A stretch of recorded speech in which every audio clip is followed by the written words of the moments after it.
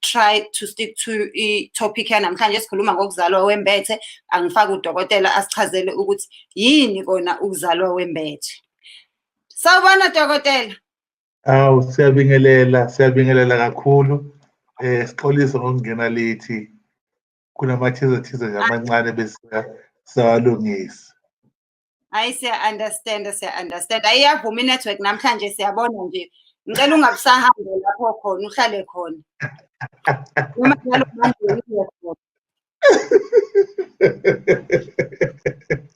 ngenxa ye-network nje. Awu yazi yavuma i-network kwaze kwamnandi bo. Yazi yavuma i-network. Njani kodwa dokotela wethu? Hawu cha siyaphila sigcinekile kakhulu uThixo usasenzela umusa. Siyathokoza ukuthi-ke bonke abantu abangabathandi balolu hlelo bayaphila. Ilokhu esikukhulekelayo imihla ngemihla ukuthi siphile nakuba-ke isimo sinje, kodwa siyakhulekela ukuthi nje impilo nje ibe khona. Ilokho. Impilo hayi Ibe kakhulu. khona. Dokotela wami ngicela usichazele usibeke ukuthi namhlanje sizokhuluma ngani, yini lesizokhuluma ngayo ukuze noma bemane wangena nje wangabuza ukuthi kwenziwani namhlanje asale sechazaleka ukuthi sizokhuluma ngani. All right. Namhlanje sizokhuluma ngendaba yokuzalwa umbethe nokuzalwa ungembethe. Sizokhuluma into ezimbili. Ukuzalwa umbethe nokuzalwa ungembethe. Sizoyiqala kanje. Kukhona isitifiketi ekuthiwa umelusi. Sibhalwe kanjalo. Lesi sitifiketi sinikezwa umuntu ono-matric kuphela. Yena akatholi iziqu ngokuthi uno-matric kodwa unikezwe isitifiketi sokuthi-ke cha usehambe waze wafika ebangeni leshumi okuyibanga lokugcina, okuwukuthi usenemvume yokuqhubekela phambili ayofunda ngokwamabanga aphezulu. Okuchaza ukuthi-ke lowo muntu lowo engasho ukuthi ufundile, bethi abanye hhayi awufunde lutho ngoba no-matric kuphela. Lowo muntu lowo engahamba eyosebenza abe nezinto zonke, engakwazi ukuyosebenza ahole, kodwa kuzobe lokhu kushiwo ukuthi lo uno-matric akanazo iziqu zasekolishi noma e-university. Okuchaza-ke ukuthi-ke umuntu nomuntu uma ezalwa usuke efumbethe into ethize. Akekho umntwana ozalwa engafumbethe lutho. Lowo muntu lowo ukuthi ngesimanje singasho naye uno-matric. Bese kuthi lo ozalwa embethe uyafana nomuntu osuke yena ezongena esikoleni afike ebangeni leshumi anikeze isitifiketi okukufumbatha, bese yadlula eye emabangeni aphezulu eyofundela umsebenzi othile. Ngabe ufundela ukuba uthisha noma ufundela ukuba ummeli noma ufundela noma ngabe yini ayifundelayo, iminyaka emine noma iminyaka emithathu noma iminyaka eyisikhombisa. Lowo muntu lowo uma ephuma lapha asuke efunda khona uyenikezwe iziqu okuyijazi lemfundo. Kuphinde futhi kube khona into agaxwa yona, aphinde futhi afakwe ngisho isigqoko ekhanda. Lo muntu kuba nemigudu ayilandelayo uma esenikezwa lezi ziqu zakhe. Kukhona la afike anikezwe khona isitifiketi, kukhona la agaxwa khona okuthile, kukhona la aguqa khona phansi. bese bekwa eshawe ekhanda noma athintwe ekhanda omkhulu amnikeze isibusiso kodwa umthinta nje ngesigqoko ekhanda, okuchaza ukuthi-ke le minyaka emithathu okade ihleli lapha useyaphuma, usenikezwa amandla ukuthi lento abeyifundela useyiyona. Lento esizokhuluma ngayo namhlanje-ke injalo nayo ma sizoyichaza ngokwemvelo nangokwendlela izinto ezenzeka ngayo, ukuthi sonke siyazalwa sifumbethe. Umehluko usekuthenini inhlanhla yomuntu ozalwe efumbethe nenhlanhla yomuntu ozalwe embethe ayifani. Ayifani kanjani na? Lo osuke ezozalwa kodwa embethe basuke abazali abangasekho, omkhulu nogogo nokhokho bevumile ukuthi nansi ingane, ngoba nale eyokuqala ibe khona, kodwa bangahlangana laba bantu ukuzothi-ke lo mntwana njengoba ephume emhlabeni sifunani, yini esimnika yona. Bese-ke bayahlangana abantu abadala bese bebhekwa ukuthi-ke baphelele na, abakomalume abalazalwa khona umntwana abasekhaya kubo, bese behlangana behlale ndawonye benze umhlangano wabo ngokukamoya, bese bebheka ukuthi-ke lo mntwana ozozalwa inhliziyo yakhe injani, inhliziyo yakhe inayo, iyaxolela, ilungile yini, inawo, bebheka inhliziyo yakhe ukuthi lo masimnikeza leli fa lokuthi manje ahambe ayophakama emhlabeni avuse ikhaya simele, ngeke yini aze abalahla abafowabo, ngeke yini aze awulahle umndeni, uyoba umuntu onjani. Beyibuke lento abantu abadala, babebona ukuthi hayi khona inhliziyo yalo muntu imbi, bayakudedela uyaphuma, uhamba unjalo ungambethe, bese uphuma ufumbethe.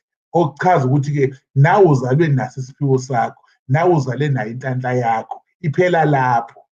Kodwa lo ozalwa yena embethe basuke bambheka babona ukuthi okay, akazalwe embethe, akazalwe efumbethe, kodwa sesiyambathisa-ke phezu kwalokho. Ufumbethe isiphiwo, siyambathisa, simnikeza iziqu zokuthi-ke njengamanje leli khaya lizovuka ngaye, leli khaya lizoma ngaye, siyomnika inhlanhla, simnikeze yonke into ayifunayo emhlabeni, kodwa ukuzaleka kwakhe isiphiwo sakhe sizofuna ukuthi siqondane nokuthi mhlawumbe omunye uzoqondana nokuthi aphathe abantu, omunye uzoqondana nokuthi enze imali ngendlela elula, omunye uzoqondana nokuthi afunde kumchuma ukufunda, aphume lapha angene emsebenzini, into zakhe zihambe kalula ngoba unikeziwe.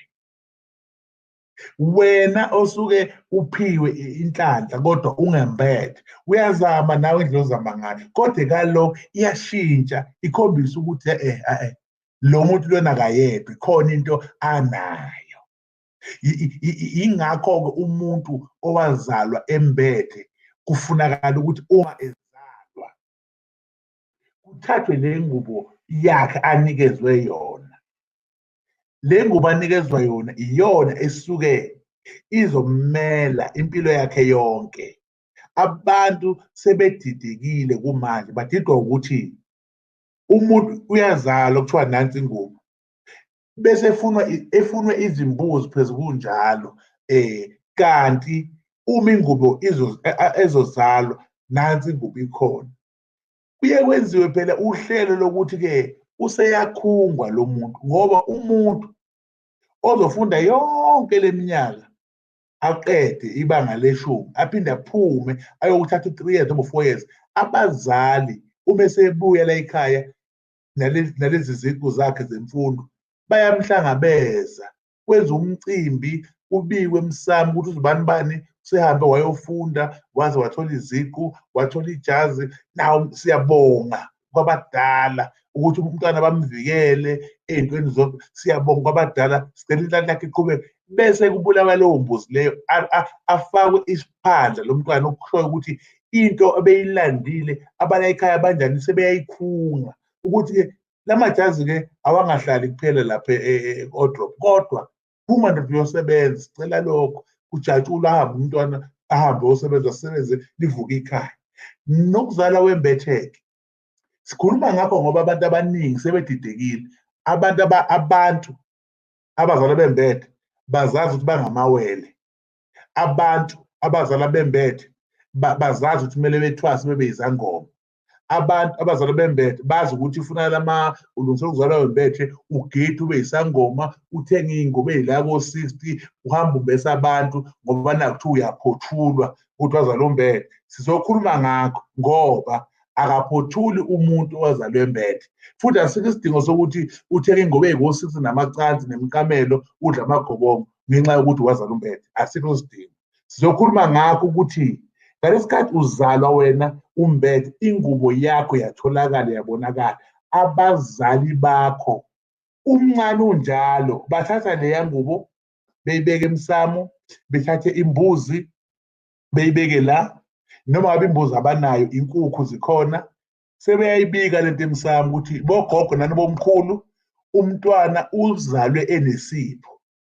Asinawo amandla okwamanje, kodwa ngoba siyasibona isipho somntwana, siyamkhunga, futhi naso siyasikhunga isipho somntwana, ukuthi asiye phambili, asisebenze la ekhaya. Ithathwe le ngubo yalo mntwana bese ithelwa ngenyongo yaleyo mpahla, noma bekuthiwa eyembuzi izothelwa ngayo, noma bekuthiwa eyenkukhu izothelwa ngayo, bese iyathathwa lento iyabekwa lapha emsamo, igadwe. Umntwana umeke waqala wanenkinga bese iyashiswa into yakhe. Ishiselane njalo lento yakhe le, kukhunjuzwa abanikazi bakhe abamnikeza lesi siphiwo ukuthi umntwana njalo usekhona, akangaguli phela umntwana wenu, umntwana wenu akangasweli. Lento ihambe ize ifike nala eseyofunda ithintwe, eseyongena emsebenzini ithintwe, noma ngabe wenzani ithintwe le ngubo, ngoba ingubo enjani eyakhe.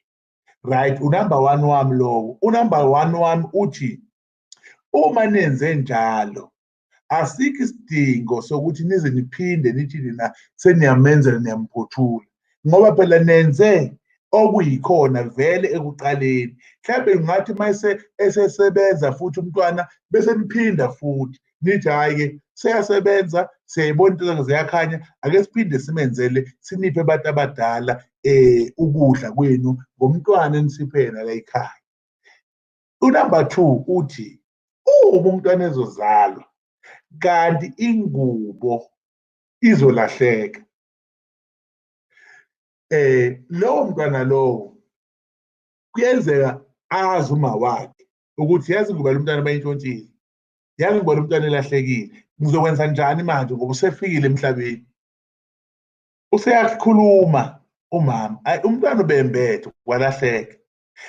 Ila khona-ke abantu bala ekhaya futhi bethola imbuzi, hhayi ngisho inkukhu, imbuzi eqondile, futhi hhayi imbuzi eyilokhuzane eyimpongo. Kufuneka imbuzi eyilokhuzane eyisithole. Isithole-ke imbuzi enjani, ezalayo, noma isithokazi, noma imbuzikazi, ibanjwe iziswe la emsamo nalo mntwana nalo uhulumeni bephini bezobika la ekhaya ukuthi cha, umntwana ulahlelwe ingubo yakhe, ngale mpahla sizovusa ingubo yakhe. Ngoba ingubo abantu sifuna ukubatshela namhlanje ukuthi iyahlukana ingubo. Kuyenzeka ingubo kube yiveli, kube ngathi nje umbathe nje into, omunye uyayimbatha ivele uhafu, omunye ungena nje uvela ngene qhaqa esigubhini angabonakali, imboze lento umzimba wonke ingabonakali, kuze kubhotshozwe indawana, kuphume umoya, bese kuvela ukuthi nangu umuntu la phakathi, kudatshulwe lento, akhishwe lo muntu ngokushesha. Eyesibili. Eyesithathu, akubi iveli, akubi futhi lento ekhava umzimba wonke, kuba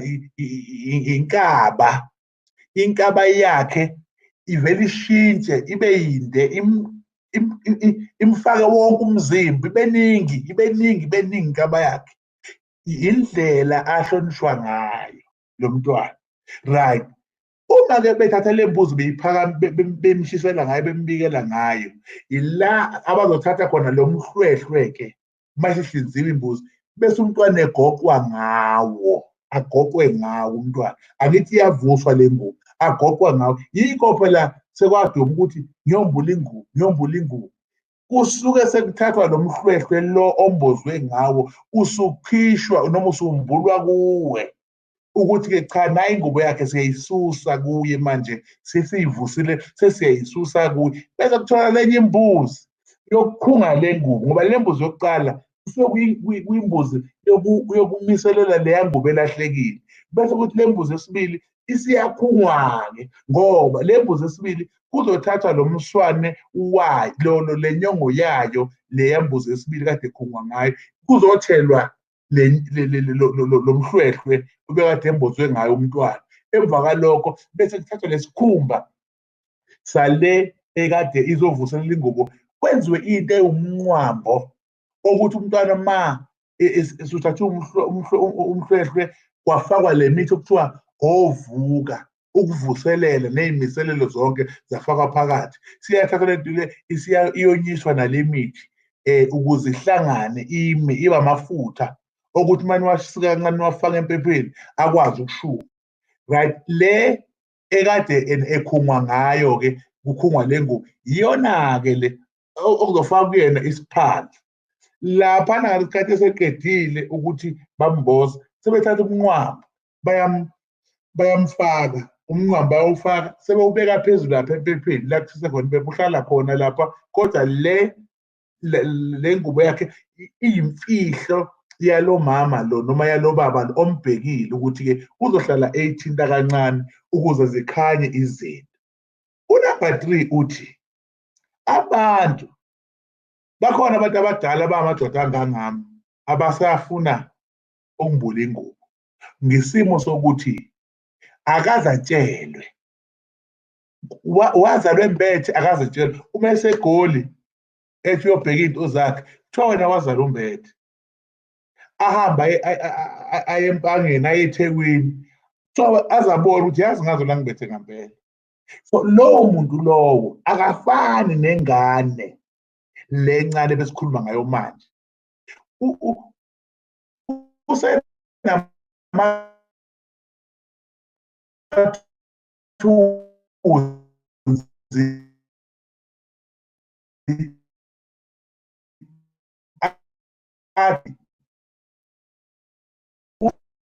Geza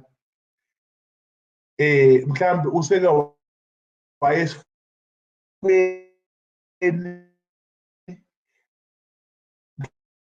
mhlawumbe useke waba nentombazane, eseke lowo muntu lowo uma ezoqala ethinta lo msebenzi wokuthi wazalwa embethe, na sefuna enze uhlelo lokuhamba azothola umuntu ozomlungisela. Umuntu ozomlungisela angeke amane, ngoba umzimba wakhe usunamathunzi vele. Ingubo yakhe le isiyalwa, ayiseyona inhlanhla ngoba isingcolile, futhi kwasekuzalweni kwakhe ayikaze le ngubo vele yamukeleke. So izinto zakhe seyihamba zibe mnyama, kubheda yonke into athi uyayizama ngoba ingubo yakhe ayimukelekile. Le nhlonipho anikezwe yona ayisakhoni manje ukusebenza kahle ngesimo sezimo zasemhlabeni, ukuthi laba abadala abakupha into uma ingakhungwa la ekhaya, uma ingamukelwa la ekhaya, vele leyo nto leyo izokwenza njani? Izokwenza uhlelo lokuthi begcine bedinwa abantu abadala, bese wena uba ney'nkinga ngoba kudinwe laba abalethe wena. Ngizothi-ke uma emdala vele ayikazibe khona ingubo, vela kaze kwenzeke lutho. Uma esezenyangeni, ngoba lento yokuzala umbethe siyafisa ukusho ukuthi abantu abayiqaphele, ayenziwa uNombane. Isangoma sizokwenzela, inyanga izokwenzela, kodwa hhayi umthandazi, ngoba umthandazi yena okwakho ukuthandaza akazi iy'ndaba zemithi. Yithina esenza imithi siyihlanganise amakhubalo, akhulume enze lento umuntu ayifunayo.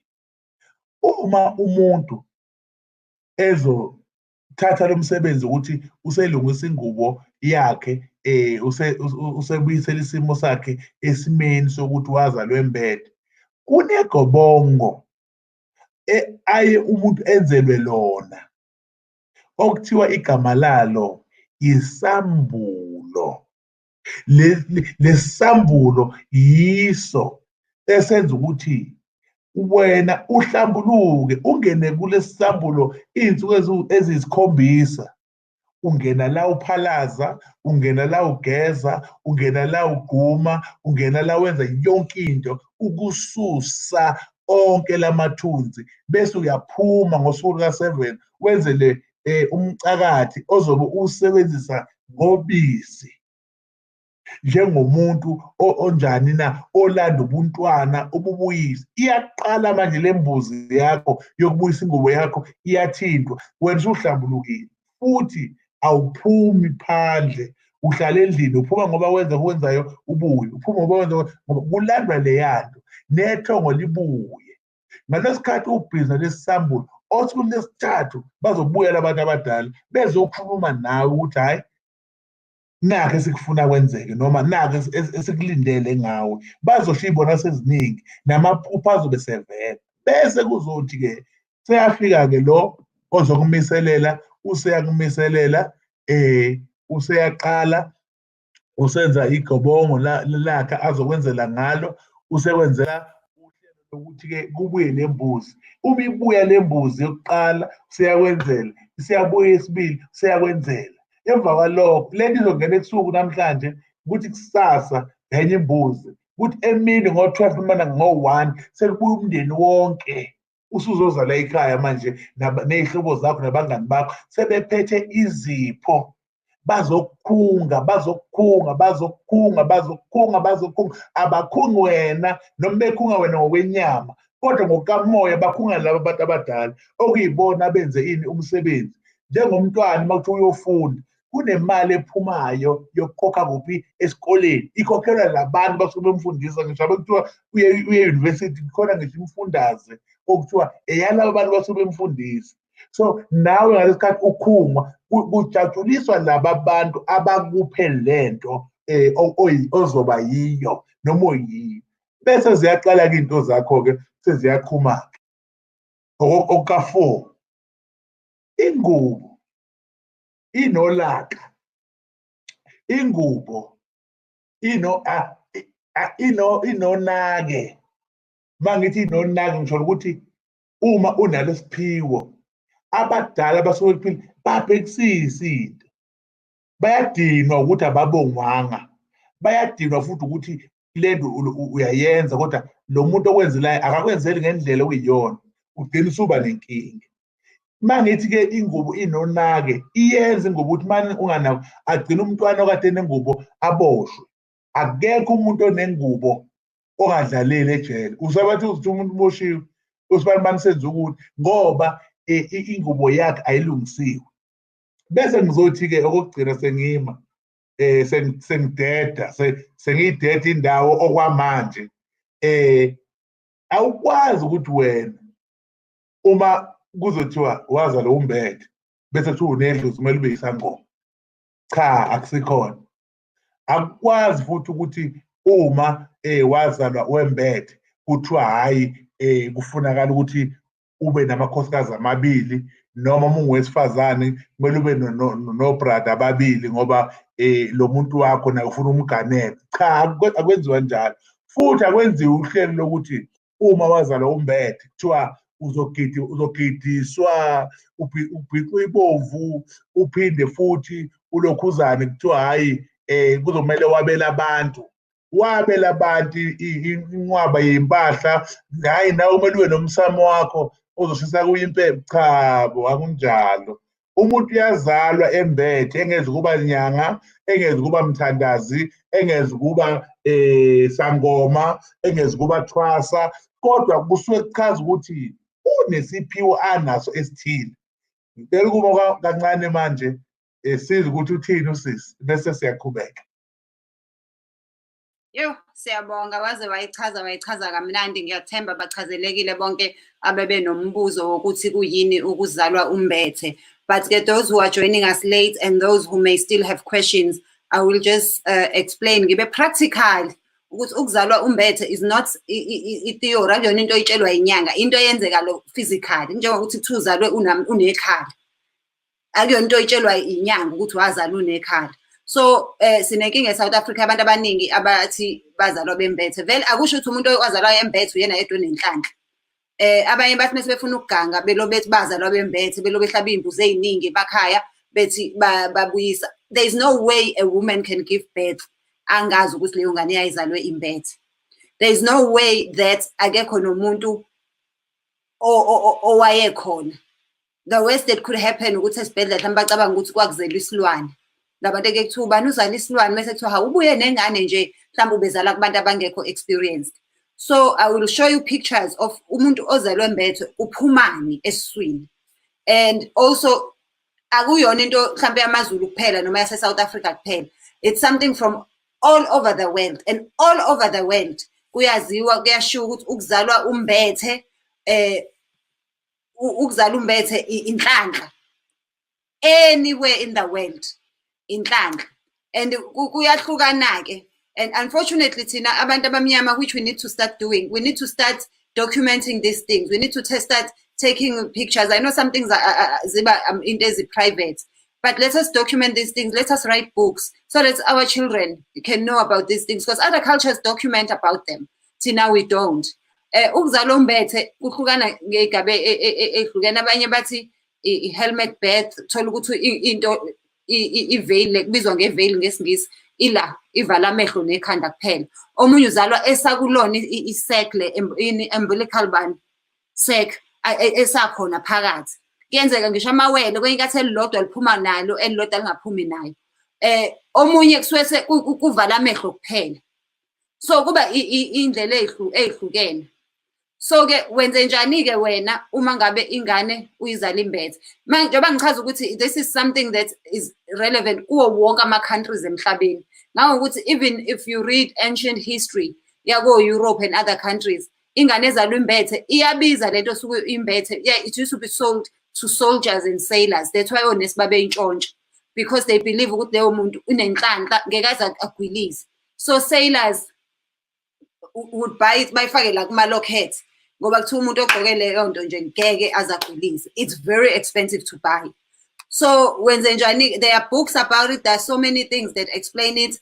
Nayo yomunye owayibeka ilokhu isikwa kancane iyashiswa mengabe eshiselwa impepho. Icishe ifane mhlambe nomhlwehlwe kanje, but akuwona umhlwehlwe, angazi ngayichaza ngithini. Kodwa it's not something that is ebhulwa isangoma ingabonwanga umuntu. If uma wakho ethi cha ngane yami awuzalwa ngumbethe, mkholwa uzalwa ngumbethe. It's too big for any woman not to see ukuthi ingane yakhe iphume ikulento. It's too big. And they get to abagwilizi, they never die ngamanzi because bakwazi ukuphila sebezelwe. Baphila emanzini kanti ingane esasesiswini kuphela ephila emanzini. So it's very important ukuthi ungacabanga ukuthi ukuzala umbethe into yabantu abathanda imithi yesiZulu, into yabantu abathanda isiZulu, into yabantu abathanda isintu. Ukuzala umbethe, it's something that can happen to anyone of any race, anywhere in the world. And everywhere in the world. Ezinye izinto siyesithi thina, hayi into ethile ichaza ukuthi aqhamuka omunye from another culture, athi hayi thina sithi ichaza ukuthi. This is one thing where every culture agrees ukuthi into yenhlanhla. So ke I will start addressing ama questions. Ngiyacabanga ukuthi nichazelekile. Abachazeleka kahle ngesingisi awuthi ngibafakela ama explanation khona bezofunda bezwe ngesingisi ukuthi kuchaza ukuthini. A veiled birth occurs when a child is born and has a portion of the bed membrane remaining around its head and face. Ube khona the ankle birth, not to be confused with the childbirth, occurs when the infant is born inside the entire amniotic sac. So the more ophume nayo, the more lucky you are considered to be. But kuthiwa abaphume besaphakathi kwi-sac, they usually have very strong psychic powers. By psychic powers, it doesn't mean ukuthi sebezobiza ngoma, kodwa imvamisa bayaboniswa. You know those people who can see something before it happens. Imvamisa ke, but it doesn't mean futhi ukuthi wonke umuntu onjalo obona into before iyenzeke kusho ukuthi wazala embethe.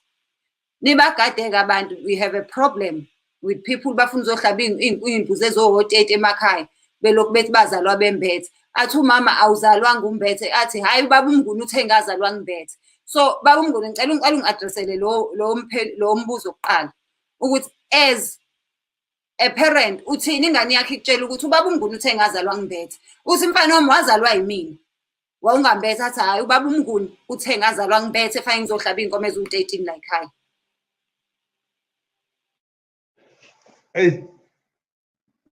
Yabona-ke leyo iyenzeka, siyathwala nzima thina njengabalaphi ngoba umuntu uyafika kuwe azohlola, umhlole uqede. Uthi mase uqedile bese eyi ungihlolele baba kodwa awukafiki la engifuna khona. Bese uthi wena uphinde wachithe futhi amathambo, washaya uphinde usho ezinye izinto athi awukafiki la engifuna khona. Bese okay, sengiyaphela-ke la nami sekuphele khona kushiwo abantu abadala ngawe. Yini inkinga kahle kahle phela manje ngoba angifiki, sengiwachithe ka-4 lutho angifiki, yini inkinga? Bese ethi hayi phela manje mina ngazalwa ngibethe, manje ngithinde ukuthi indaba ungakuboni. Hawu, usho ukuthi ngoba ngakuboni nje kukhona. Manje ngihambile kwathiwa ngazalwa ngibethe, bengithi nawe uzokubona. Cha, angikuboni, awuzalanga wena umbethe wena.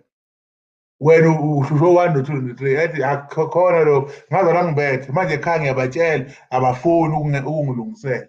Hawu, manje nami usuzongifakazisa manje lento engayiboni la. Cha bo, ekhaya bafuna bese lowo muntu lowo bese ethi wena ukwazi ukuhlola ngoba lento ayithandayo, ngoba abantu bayathanda ukudla amagobongo.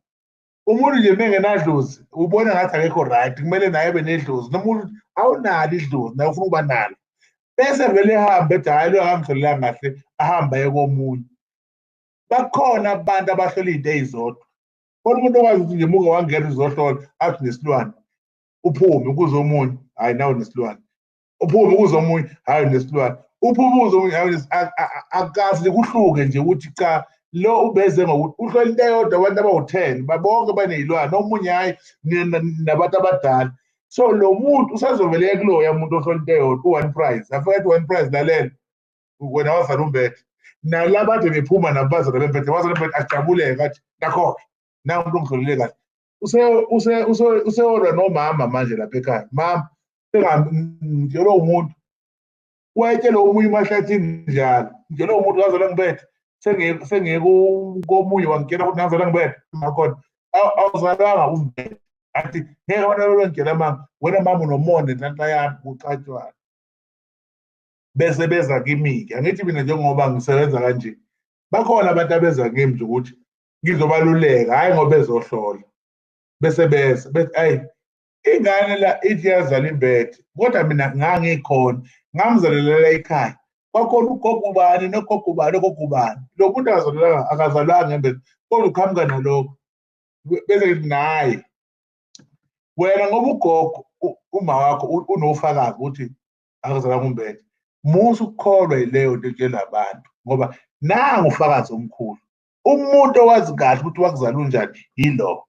So-ke ngizothi-ke njengoba ngingenaba, asiqapheleni 1 into esilimazile ukuhlola. Sihlole kumuntu ongakwazi sidala ukuhlola, ohlola into eyodwa.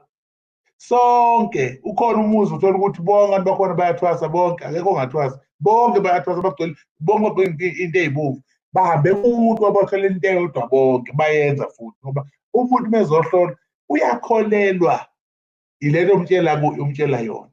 Ngizothi-ke ukugwema lokho lezi iy'ngane zibe nabazali ngokuthi zazalwa zimbethe. Ingane uma yazalwa imbethe akutholakala umama wayo, kuphinde udaba lwayo ngoba omunye umuntu uzothi ngihlupheka nje ngoba umama vele akasekho okuyena owaziyo. Chitha isikhathi sakho uthathe noma u-300 noma u-400 noma u-150 uhamba abantu abahlukene ngoba iy'nyanga zamanje sezafonelana ngitshele ma uye enyangeni uyohlola ivele itshele enye kuzofika umuntu owukuthi nokuthi uphethwe ukuthi uyafika lapho kuthi uphethwe ukuthi sebefonelene labo mambala. So-ke hamba kubantu abangazani uyohlola uye kulo uphinde uye kulo uphinde uye kulo ukuze uzoyibamba lento yakho. Futhi ngale kokuhlola hlala nabantu abadala ngizwa kuthiwa ngazalwa kanje kanje kanje kanje. Ikuphi enikwaziyo? Akasekho uma uma engasekho nje ayikho into akayikhuluma ngami. Angithi uyabona ukuthi usuyasesha wena uyasesha ngoba uma ungafuni ukusesha uzochitha enkulu imali ngento engekho. Uyichitha imali yakho uzenza izinto kumele uyifanele nje impilo yakho ivele ifane kunalokho ibhede kakhulu ngoba wenze into oyinjani. Uyabona njengoba ngike ngayiqala ngejazi uma ngabe ugqoka ijazi lemfundo la noma uthatha isitifiketi sokuthi wena uhlalele iminyaka emithathu iminyaka emine nasi esakho uma ungakaze uhlali bazokuqasha uzophoxeka phambili ngoba bazokugxosha ungasazi lutho ayikho into oyaziyo. Nalento kuzoyenza wena bese vele idlozi lidinwa ngoba awuphiwanga lento osuyenza nokuthi ugcine wena usungena ekuthwaseni wangena kuphi kuphi ngento engekho umosha imali yakho. Sikubone ney'phandla zakho uyodayisa ummbila lapha, sikubone nemiyeko yakho namashoba akho ngoba baze babakhohlise bethi lalela ngcono ugqoke khona abantu bazokubona ukuthi uyisangoma bezoza kuwe. Cha. Ukugqoka kuhle ukuthi uyisangoma kodwa ebalulekile imisebenzi nento oyifunde lapho ukuthi ufundeni mowenzela umuntu yini eyenzakalayo umuntu ubonani akho uzohamba ugaxa amabhayi ukuze ubonakale ukuthi uyisangoma. Abantu abalethwa abantu lokho abantu balethwa yidlozi elakungena nedlozi elakupha lizobalanda ufike ulibize mase ubenzela basizakala abantu ngoba lento njani uyiphiwe. Manje lento yokufosa izinto nalento yokubonela ukuthi ngoba umngani wami wazalwa embethe shuthi nami omunye uzosho njalo ethi pho mina ngizalwa ngembethe ngoba phela nonke nje bangani bami nazalwa nembethe shuthi nami usho kubantu abathole ekuhambeni sefuna ukwenza lokho naye. So yingakho sixwayisa ukuthi qaphela, sesha, hamba nabantu abathathu, ukubuza kuwe ukuze ukwazi ukuphila impilo ezoba njani ezobanhle. Uthi noma ulungisa ngokuyikhona ungathi uma uzohlolwa hamba umemeza ethi ngiyohlolwa ngoba uzomemezela kube khona abazoxoxa la uyakhona ukuthi uzohlola ukuthi bese uba nenkinga. So yilokho esingakuxwayisa okwamanje. Hayi wayichaza siyabonga kakhulu kodwa nje engihlala nayo kakhulu yokuthi hawu kanti senakushintsha idlozi nalenza i-franchise uyohlola komunye umuntu uphinde kanti uyohlola futhi komunye kanti sebetshelene bona ukuthi uyeza wena uza nani kwaze kwanzima. Ngiyayivuma-ke yalaba abahlola into eyodwa nangasekhaya wayekhona umama wonke umuntu wayethi walahlekelwa idilozane elibomvana. Wonke umuntu eyohlola kuthiwa walahlekelwa idilozane elibomvana bakusebenza ngalo. Waze umalume wami wagqoka iphinifa wathi hhayi ake ngigqoke iphinifa ngiyohlola nami ngizwe kuzothiwani. Awathi ehlala nje phansi kwathiwa hawu wena mama walahlekelwa idilozane elibomvana. Awu owawulinekile ocingweni sathi hawu ayikho lento uyabona. UMakhosi uDilozana wonke umuntu kwakudilozane elibomvana elalahleka ulinekile. Wonke umuntu wayazi ukuthi vele chances wonke umuntu unalo idilozi elibomvu. So wonke umuntu nje kwakuthiwa nje walahlekelwa idilozane elibomvana fanele ufike nenkukhu. Walahlekelwa idilozane elibomvana fanele ufike nenkukhu. Ley'nkukhu futhi zishiwa khona bazidle bona nomndeni wabo. Kodwa-ke akulutho kodwa guys kuqinisiwe let us be very very careful ukuthi senze njani. Let us be very super careful. Ngoba izangoma zamanje sezithi mezihlabela inkukhu yokukhipha ibhadi kuthiwa ishiye nabasale bayidle. Iyadliwa inkukhu yokukhipha ibhadi. Ngicela ukubuza lowo mbuzo nje, ngiyeza kwimibuzo yenu. Inkukhu yokukhipha ibhadi ayidliwa. Mina ngazi ukuthi uma ukhishwa inkukhu ukhishwa ibhadi iyalahlwa impahla. Kodwa sibona ingasalahlwa. Okuyisihloko futhi lesi esiyoke sikhulume ngazo ngoba abantu abaningi bayazenza izinto. Uyazini ukuthi umuntu ekhipha ibhadi elikhipha wena bese uyalidla ukuthi uyalithatha. So sizongena kuleso sihloko, abalaleli nabathandi bohlelo lwethu abahlale nje belindile, sokhuluma ngalokho. Uthole inkukhu ihambe ehlathini ungayazi, uyinqume. Kanti laba abantu bayilahle ngoba kukhona into ethile bebeyilokhuzana. Omunye ayithatha azayifaka ekhaya, kanti sefaka ukufa ekhaya obekuyolahlwa. Sizokhuluma ngakho, kodwa ukuphendula umbuzo, ayidliwa inkukhu yokukhipha ibhadi. Okwesibili, sizogxila kukho ngelinye ilanga, sizoba noMonday oqondene nakho sikuchaze, ngoba abanye bahlupheka nje yizo lezo zinto lezo. Hayi, ngiyabonga kakhulu, wayichaza kamnandi. Cha, that's very important ofanele sheshe siyenze nje impela. Ngoba uye kuhlale nomuntu athi usefuye iy'nkukhu athi wathola ngenkukhu. Athi iy'ngane ziyithole lapha ehlathini, bayithole lapha ngasemfuleni. Ney'ngane ey'hambe y'dlala emazaleni, zithola inkukhu ziyithathe yiyose. Mina ngazi ukuthi ngiye ngibone nabantu nje sebegijima ekuseni ngo-6 ngo-5 athi umuntu uyogijima e-beach. Mina ngakhula kuthiwa awugijima olwandle ekuseni ngoba uyophunyelwa wonke amakhandlela ney'naliti ney'nkukhu ey'file. But-ke that's another story for another day, ukuthi we must be careful izinto esizenzayo, sihambe siyocosha amabhadi abantu akade bezowakhipha ebusuku. Wena ufike owokuqala, nabo kuthiwe nje shiyani la ningaphendule, ningabe nisabheka emuva. But-ke okwanamhlanje sikhuluma ngodaba olubalulekile, sikhuluma ngodaba lokuzalwa umbethe. Miningi imibuzo efana neya-Gigi ethi eyami ingubo yantshontshwa esibhedlela.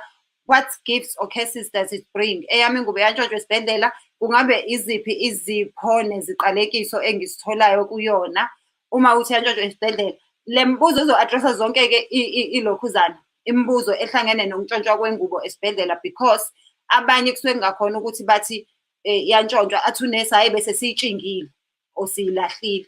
Abanye onesi basho njalo esibhedlela, and abanye basuke beyintshontshile kodwa abasho kuwena ukuthi bayintshontshile. Bathi hayi thina besingazi ukuthi eyani le. Abanye kuthiwa hayi uma utetele ekhaya ubetetiswa umama wakamakhelwane, athi umama wakhelwane hayi ngiyithathe ngayitshinga leyo nto isidliwe izinja, bengingazi mina ukuthi eyani. Okunye kusuke iqiniso ukuthi ubengazi uyitshingile, okunye kodwa kusuke kuwukuthi vele uyayazi ukuthi eyani. Most cases uyayazi ukuthi eyani uyintshontshile. So-ke uma iyakho yantshontshwa noma yalahleka wenze njani? Nanokuthi maphi amabhadi ney'qalekiso, nanokuthi inhlanhla yakho iyaqhubeka yini ibe khona. Ngiyabonga. Uma ingubo yakho izontshontshwa bese umama wakho angazi ukuthi vele bikhona, ngoba bakhona abazali abangazi okwangempela ukuthi ngempela kwenzakalani, ngoba siye sibone ukuthi omunye uyangena esibhedlela ajove ahlinzwe, omunye umuntu uyangena esibhedlela thola ukuthi umqondo wakho uyaphazamiseka ngokwesimo asuke ebhekene naso. Omunye uyateta emncane engakazi lutho ngalezi zinto, igcine ngempela ilahleka ingubo yomntwana wakhe, igcine ingubo yomntwana wakhe iduka, right? Ukuduka kwayo kwenza ukuthi ingane, uma uthi umbuzo yiziphi iqalekiso eziba khona, imaphi amabhadi abakhona noma iy'busiso eziba khona.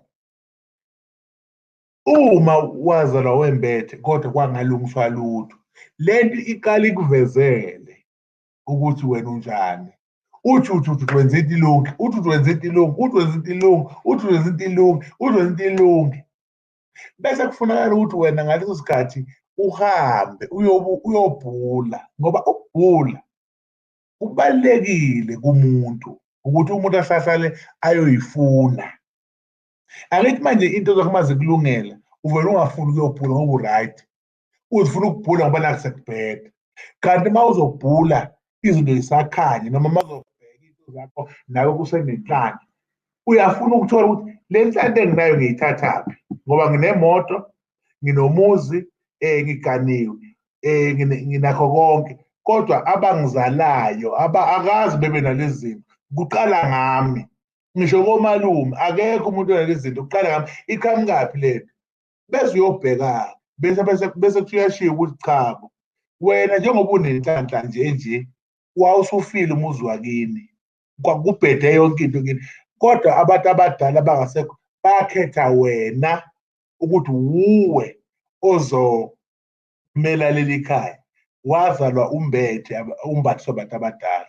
Angithi kusahambela kahle, usuyabuza ngenze njani, bese bethi-ke thatha imbuzi uvuse ingubo yakho, kanje kanje kanje. Hayi bo, ngoba umama ngimazi kuthiwa cha, kunjalo, kodwa uhambe uyohlala nakwenye indawo. Angithi manje sebetshelile-ke nento zasa-right, usuyayenza-ke le nto lena, ngeke uphinde ushone phansi. Njengoba kade ethi uSithenjiwe abakucwili, ngeke ngampela, uzolokhu uthenje wena.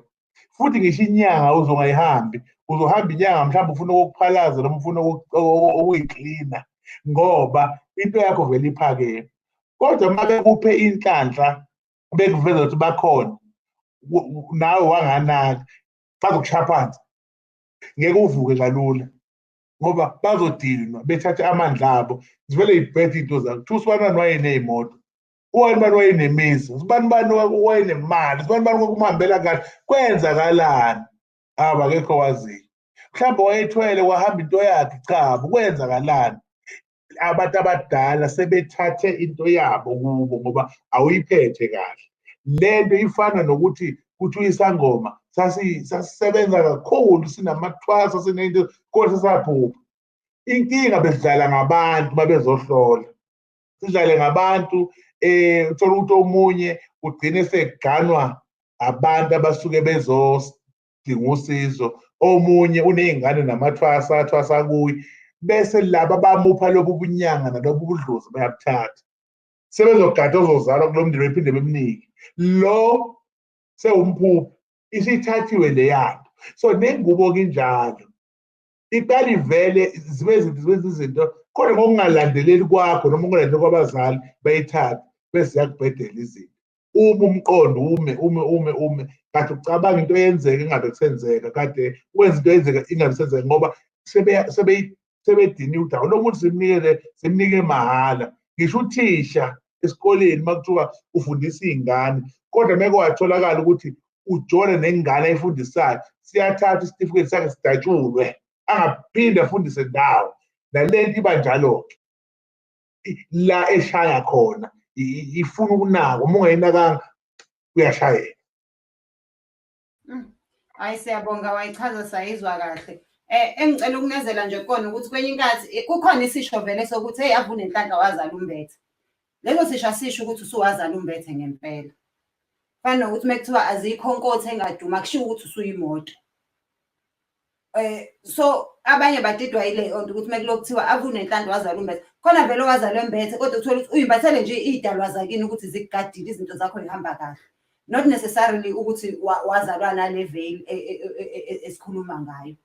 So ungadidwa abantu mengabe wenzekelwa izinto kahle kuthiwa hey, ave unenhlanhla wazalwa wembethe. And I wanna read a comment yomunye wabangani bami uSibahle uKhosimathe uthi mina I can almost be sure ngazalwa ngimbethe. Imizamo yami ivele izihlanganele nje kumnyama. Ngiyamfakazela nje lapho ngoba mina nje ngimbiza ngoMagudluzi Yintanga. Kwa-corona nje mengasa uRamaphosa abize yena ngayiqubula iphinsele eChina. Mase kuthiwe nje hey, ayikho into athi ufuna ukuyenza ingenzeki. Mengathe sithi akalande iTable Mountain ayibeke eDurban, singavuka iseseDurban. Ungena la kuvalwe khona. So kukhona abantu vele abanaleyo nhlanhla nje ngempela. So my question kuwena ke dokotela wethu uthi kuyenzeka yini ukuthi ngempela uthola ukuthi unenhlanhla izinto zakho ziyazenzekela nje uma thuthi intaba uma gudlula intaba, kodwa hhayi ukuthi ingoba wazala umbethe, kuwukuthi unenhlanhla yakho nje, noma uma unenhlanhla ingoba usuke wazala umbethe, noma kuyenzeka ukuthi unenhlanhla yakho nje ukuthi uyimbathela abakini bakugadile. Ngiyabonga. Angithi uyakhumbula sike sayindlala sakhuluma ngesitifiketi sa-matric esiphela lapho esingayi indawo, sakhuluma ngesitifiketi esidlulayo siyongena e-university noma ekholeni. Lesi sitifiketi okuchaza ukuthi ungaba nayo inhlanhla vele ungazalanga ngokwembethe, zenzeka izinto vele ngoba nawe ufumbethe. Akekho ozale ngafumbethe, wonke umuntu ufumbethe ini isiphiwo sakhe. Kodwa umehluko uthi lo ofunde waze wayohlala iminyaka emithathu iminyaka emine esefunda emabangeni aphezulu akafani nogcine ku-standard 10. Shuthi-ke umehluko lapho. Sinazo sonke iy'nhlanhla, siyazama, siyazenza izinto, ziyaphumelela. Phela ngithi lento yokuthi abantu beze beyothwala yayisukela lapho ekuthenini lo hayi mana hayi kakhulu into azenzayo ziyakhanya, ziyaphumelela, uyazama, kodwa mina lutho wenza ngani lo muntu? Umuntu uyalandela kenze ngalutho lo muntu, ingoba wazalwe embethe bese cha angihambe ngiyolanda into nami ezongenza ukuthi ngisukume. Angithi uyayizwa manje. So yingakho-ke kuthiwa sonke sizalwa siphiwe, kodwa lo wembethe umbathisiwe. Ngiyibongile le kuyiveza ukuthi kukhona ukumbatha zidalwa, hhayi ngoba umbatha ingubo. Iy'dalwa zikuthande, izangomantombe zikuthande, nezekhaya zikuthande, zihlangane kuwe lezi dalwa. Uma udlinza ngento noma uma ukhalela into ethile sheshe ziyiveze. So ihamba kanjalo. Umehluko wethu ukuthi asimbethe, kodwa nathi siphiwe. Kuyenzeka ube nobuhlakani nje umdlule phezulu ngoba unobuhlakani obuthile, futhi uthola mhlambe yena into zakhe ayilandelwanga agcine ngampela esala. Iba kanjalo. Hhayi cha, siyezwa kwaze kwamnandi. Mhlambe njengoba sikwi-corona nje khona nkosi yami owazalwe embethe kuwukuthi kukhona iy'nto zakhe bey'ngahambi kahle, laselithi idlozi lakhe akuvalwe konke-ke emhlabeni until kuhambe kahle izinto zomuntu wethu. Hey nkosi yami. UNkanyiso uthi ngilalele sisithenjwe but ngicela ukwazi ukuthi if kuthiwa waphuma wembethe kuyenzeka ungawutholi umsebenzi, kuvinjwa yini lokho? Kuyenzeka ukuthi uthi wazala umbethe kodwa izinto zakho nje zingahambi kahle ungawutholi nomsebenzi, lokho kusuke kuvinjwa yini? Asaye sesihlanganisa konke-ke bantu ngoba ngisho bakhona nabafuna ukubuza ukuthi kuyenza yini ukuthi ungawatholi amadoda mengukuthi wazala umbethe noma ube ishimane ungaqondi. Kusuke sekudalwa yini lokho ngoba phela wazala umbethe. Ngiyabonga. Angithi manje uma wazalwa umbethe kunemigomo esidlule kuyo, siqala nje phansi sachaza ukuthi yini elandelwayo. Manje uma wena ungenzelwanga yonke lento uzoba nebhadi vele ngoba awenzelanga lento. Yingakho phela abantu beyenza noma sebebadala ngoba basuke bebona ukuthi izinto azenziwe, kwenze njani. Uyazi ukuthi uma wazala umbethe ngisho umuthi awukusebenzeli. Uma wazala umbethe lento uma isidiniwe, ngisho ungaya enyangeni, ngisho ungaya kuphi, ngisho ngathi intombi onayo uthi uyayidlisa noma uthi uyayikhafula, akuvele kungenzeli lutho ngoba iyavimba lento, iyona enamandla ukudlula ngisho umuthi. Manje-ke uma uthi wazala umbethe kodwa umsebenzi awutholi, wazala umbethe ikhona into engenziwanga kahle noma yenziwa, ayenziwa ngendlela ofuna kwenziwe ngayo, noma mhlawumbe akaze kwenziwe lutho. Akabuyele-ke umfowethu uNkanyiso emumva abheke ukuthi yini abayenza, yini balandela ini ekuzalweni kwakhe. Khona into eyenziwe noma kwenziwanga lutho. Uma khona okwenziwe okungenziwanga abakwenza, uma kukhona okwenziwe okuchaza akwenzekanga kahle. Akekho umuntu olandela isiko lokuzalwa kwembethe ongathi awutho uyini umsebenzi uma wazala umbethe ngoba mhlawumbe ngabe uyayisebenza, mhlawumbe ngabe uney'nto zakho. So ababheke ukuthi yasala kuphi into yabo ukuze aye phambili. Ibalulekile lento oyishoyo, ziningi izinto ekusafanele sibuyele emasisweni ngazo. Kufana nje ngangike ngizwe mina ukhokho wami mengabe exoxa ukuthi abantu baze babe namadlozi abhedayo nje njengalezi zangoma oy'fica zisebenza esimobeni namabhayi. Uthi wangenwa idlozi elinjani lo muntu? Ngoba phela ungenwe idlozi eliyi-CEO, idlozi eliwu-supervisor, uthi uma ungena ey'ndaweni uhambele phezulu. Manje idlozi elikuzela nokuhlupheka. But ngokwesintu kunezinto nosiko olwenziwayo uma ngabe kade mekungcwatshwa umuntu owumahlalela, mekungcwatshwa isishimane, ukuze lo muntu angabuyi nomoya walezi zinto esey'buyisa la ekhaya. But thina sesayikhohlwa-ke ngoba sesijahe ukuthi nje siyongcwaba esilungwini. Mhlampe ngelinye ilanga siyoke sikhulume nangalezo zinto nawe Dr. Mnguni, njengazo nokuthi umuntu njengabantu bengozi uthole ukuthi ungenwe idlozi elashona engozini. Kuthiwa sinamabhadi sangoma. Kanti ungenwe idlozi eningalenzelanga izinto zalo. So kuney'ndlela nje abantu ukuthi umuntu olokhuzile sithingithingi nje, ungafuni ungenwa idlozi elisithingithingi. That's why mekungcwatshwa isithingithingi nezinto zakhona kufanele zenziwa ayekise ukuthithiza, ukuthi angabuyi ngokwedlozi nokomoya enibuyela nokuthithiza la. Kodwa-ke kuningi okunye esisazokusho.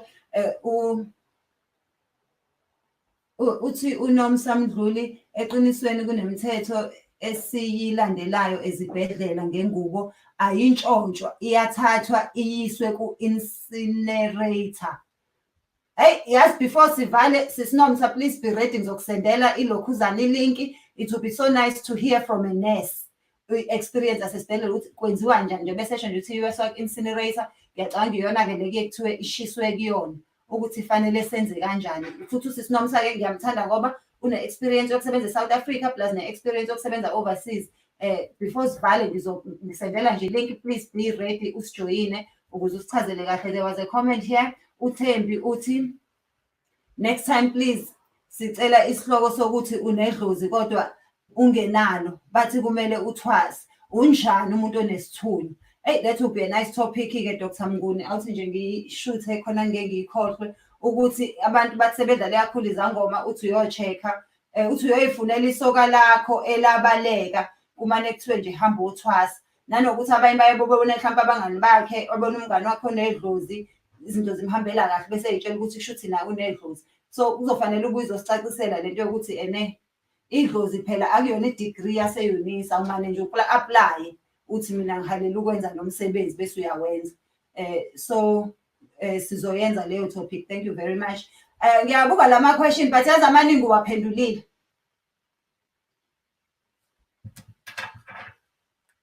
Hey, uthi ukhulekani Sukumoyo Mackenzie, abantu abaningi abambethe bayahlupheka ngakho ukuloya okujulile ngangokuthi baze bangaboni ukuthi inkinga ayenziwa ukuthi wazalwa embethe kodwa yenziwa ukuloya ngoba kwenzelwa ukuvala lamandla nesiphiwo azalwe naso. So the question ithi-ke kuyenzeka yini uloyeke mekuwukuthi wazala umbethe? Umuntu angakwazi ukungiloya antshontshe amandla ami? Ake singene la sichaze. Namhlanje kuzoba namuhla ngoba unesi lapha uzongena sichazele ukuthi kuzohamba kanjani noma kuye kwenzakaleni ngale ngubo lezi ey'thathwayo. Right, siyathokoza kakhulu but nathi siy'nyanga siyayithola iy'ngubo, siyayisebenzisa, zikhona. Manje uyabona ukuthi kunzima, kuzoba nzima ngoba kufunakala kuvele ukuthi liziphuma kanjani bese kuqashelwa lapho. Ngiyayithanda ukuthi siyikhulume ukuthi cha siyayithola ukuze bona uma beyikhipha bezisa lapha zisakhona kodwa bazi ukuthi ziyaphuma zize ngapha.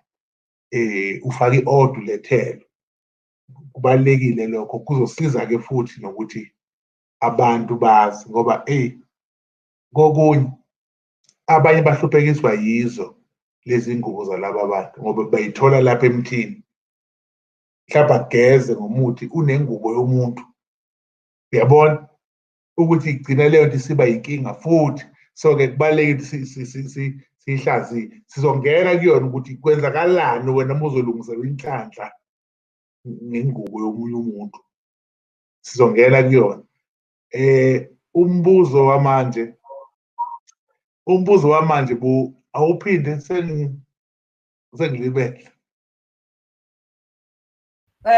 Umbuzo ukuthi uyakwazi yini ukuthi umuntu akuloye mekuwukuthi wazalwa umbethe, uyakwazi yini ukuthi akuloye akuphuce inhlanhla yakho isebenzele yena. Alright, cha, siyabonga. Umuntu oloyayo engakuloya nje noma ungazalwanga umbethe, engakuloya futhi uzalwe embethe, ngoba ukuloya kukabili. Uyabona, uma usekhaya emndenini omkhulu bebona ukuthi le ngane izalwe imbethe, ngeke bayintshontshe ingubo uma ukuthi mhlampe isale esibhedlela noma ithathiwe nje abathile beyikhaya, kodwa ngokubona lo wazalwa umbethe bengakudlisa. Uyazi ukuthi umuntu uyadakwa, abe isidakwa alale phansi angazazi ukuthi uyini, umbuyele umqondo ngakusasa ukuthi ngidakwe kakhulu. Kanti kuthathwe utshwala bahlanganiswa nomuthi bese iyathathwa lento ifakwe ekudleni. So lo muntu uyadla ukudla sekunedliso lotshwala. Lo muntu uzophupha ephuza utshwala noma uzophupha enukelwa iy'nsipho zotshwala kanti sekungena idliso.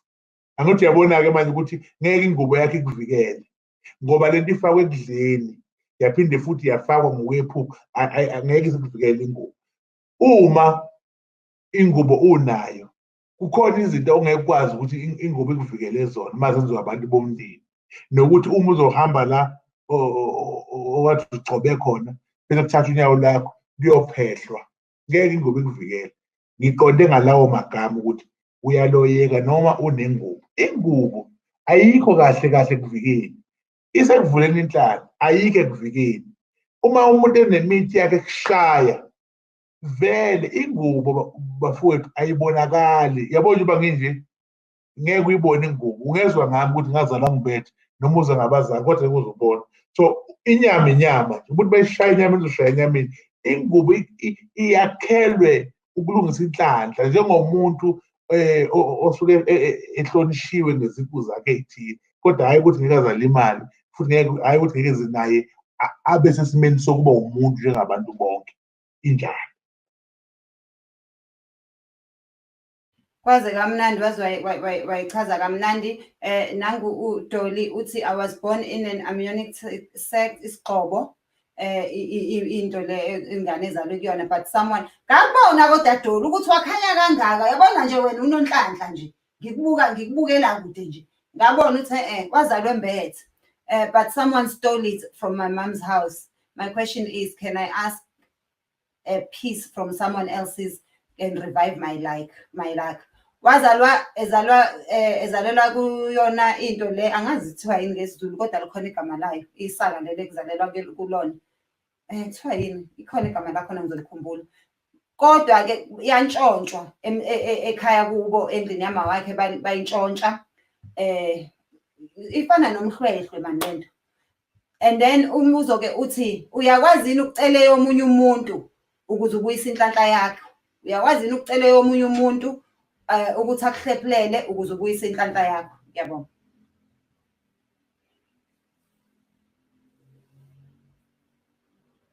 Futhi ngizophinda ngisho sichazile ukuthi ibuyiswa kanjani ingubo. Ingubo ayibuyiswa ngeyomunye umuntu. Futhi yazi ukuthi inhlanhla lena esikhuluma ngayo namhlanje kuzalwa umbethe ifana nelayisensi. Ngeke ilayisensi yomunye umuntu udrayive ngayo, udrayiva ngeyakho. Uma udrayiva ngelayisensi yomunye umuntu uyaboshwa.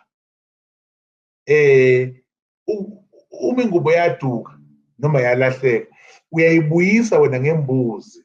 Hhayi uthathe eyomunye umuntu, awukwazi. Uyayibuyisa ngembuzi bese ukwazi ukuthi nawe ube nengubo yakho, kodwa hhayi ngeyomunye umuntu akwenziwa cha. Akwenziwa cha. Okwenziwayo ukuyibuyisa ngani? Ngembuzi. Hayi cha, siyezwa, it makes a lot of sense. I am trying to see if we can get Sis Nomsa to come and join us. Do we have any other nurses here who can maybe come in and join us and explain to us? I'll ngifake i-link. Guys, if you are a nurse or you work in a hospital environment, please do join. Don't join to ask us about amaphupha akho or isithandwa sakhe sabaleka. We need someone in the medical profession, a nurse or a doctor, or anyone who works with medical protection to come and join us and let us know ukuthi nenze njani ngey'ngubo esibhedlela. Ziwa njani iy'ngubo esibhedlela ziyaphi. Princess Buhle, you are the best. uNkulunkulu akubusise. Thank you so much. Thank you so much for the super sticker. May God bless you. Hey, yep. We do have Sisinomsa Mdluli is here. Asimbingelele. Sanibonani Thenjiwe, sawubona baba uMnguni.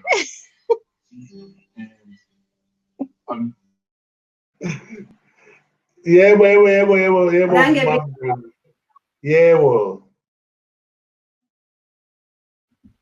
Thank you so much for joining us. Kwaze kwamnandi kuzoba mnandi kakhulu ke namhlanje. Thank you so much for joining us.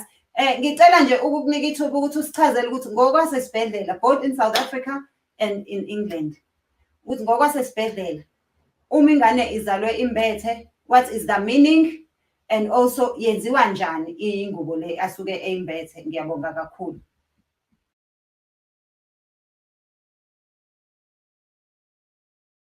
Unmute me. Okay. Ngiyabonga kakhulu ukuthola lethuba. Uyazi mina ngokwe-experience yami okokuqala nje ngiye ngathuka mangizwa ubaba uMnguni ethi ingubo inendlela ephuma ngayo. I never knew that because ngiyakhumbula ukuthi ngisase South Africa kwakuke kube khona amanesi okuthiwa aboshiwe etholakale ephethe ama-placenta izingubo. So njengoba ngiye ngabhala mangibhala ama-comments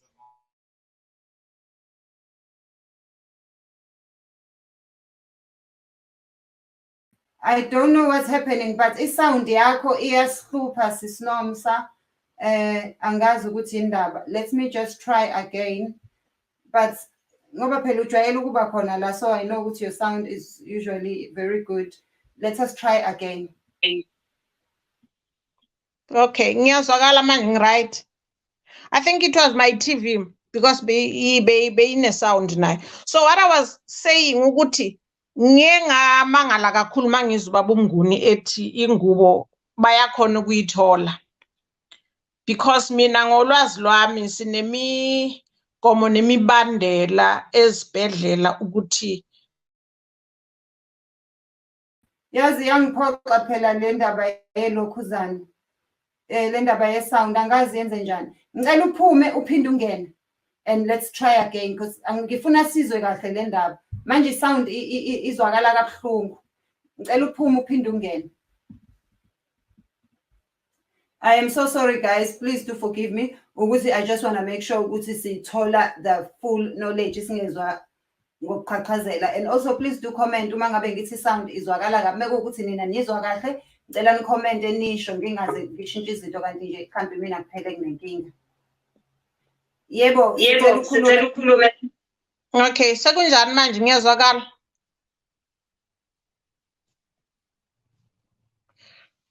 All right. Njengoba bese ngishilo, mina ngolwazi lwami lwe-nursing kule minyaka engibe unesi ngayo, bengingakaze ngizwe kuthiwa iyaphuma ingubo because sinemigomo nemibandela esilandelayo esibhedlela.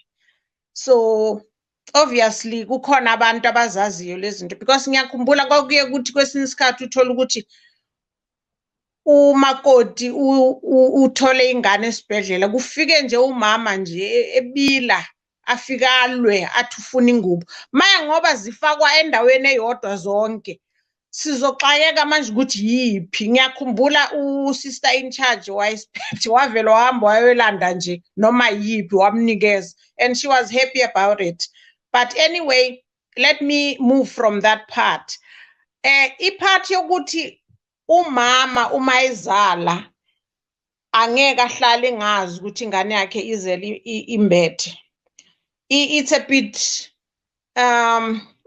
it's a bit of a problem, especially njengoba manje sekuzalelwa ezibhedlela. Esibhedlela mina ngeexperience yami ziningi ingane ezizalwayo zembethe namanje ngijabule kakhulu mangizobaba uMnguni ekhuluma nangento yokuthi uthola ingane igaxile. I was not aware. It's what we call a cord around. Sometimes we uthola ukuthi ingane in a cord around maybe the body, sometimes it's around the neck. So thina sizitshela ukuthi it's danger to the baby because ingakhama ingane, especially if it's around intamo yengane. It can be dangerous ingane ingakhona ukuphefumula. I was not aware. Namhlanje ngifunda okunye ukuthi it's part of ukuzalwa wembethe ukuthi uzalwe une cord around somewhere your body or your neck. So at the same time esibhedlela like ngisho akuvamsile into esiyibonisa umama uma ingane izalwa ingane, especially if umama ebhekile ingane simbonisa yona, because the right thing is to take out the baby uyibeke esifubeni sika mama to ukwenza i-bonding, what we call bonding, because umama kumele abonde nengane. Because isikhathi esiningi uma mina ngiyichecka lento yokuthi kube khona ingane amadoda abulala abantu besifazane nani is because maybe there was no bonding when they were born. And there was a research that was conducted ebonisa ukuthi mostly babies who are born through cesarean section, because sometimes they are not bonded with their moms. Uthola ukuthi kwesinye isikhathi ingane ivela ingaphefumuli kahle, so it's ingane iyarashwa nje iyofakwa ukuthi ikhona ukusizakala iphefumule iresuscitate. So ayitholi bonding, mayiqeda iyathathwa iswa skabu, kusho ukuthi unit i-premature unit la England bayibiza skabu.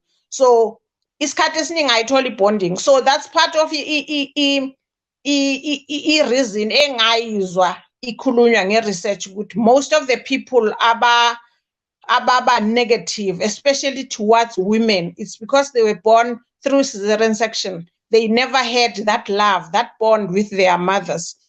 So i-experience ngokuzalwa kwengane ikabili. Ngisebenzile eSouth Africa, I know what is going on, and njengoba singabantu we know about the culture. Every one of us yazi culture ukuthi ingane ezala imbethe, ithi ingane mayivela iphakathi kwe-amniotic fluid, sonke siba excited in the room. Uzoba nenhlanhla ke lo, uyayibona leyo nto. I think umama uma ibhekile uyezwa okay ingane yami kusho ukuthi izelwe imbethe, but asimbonisi ngoba ingane simnikeza yona seyiphumile phakathi, but ngokuzwa i-exclamation siba excited, uzoba nenhlanhla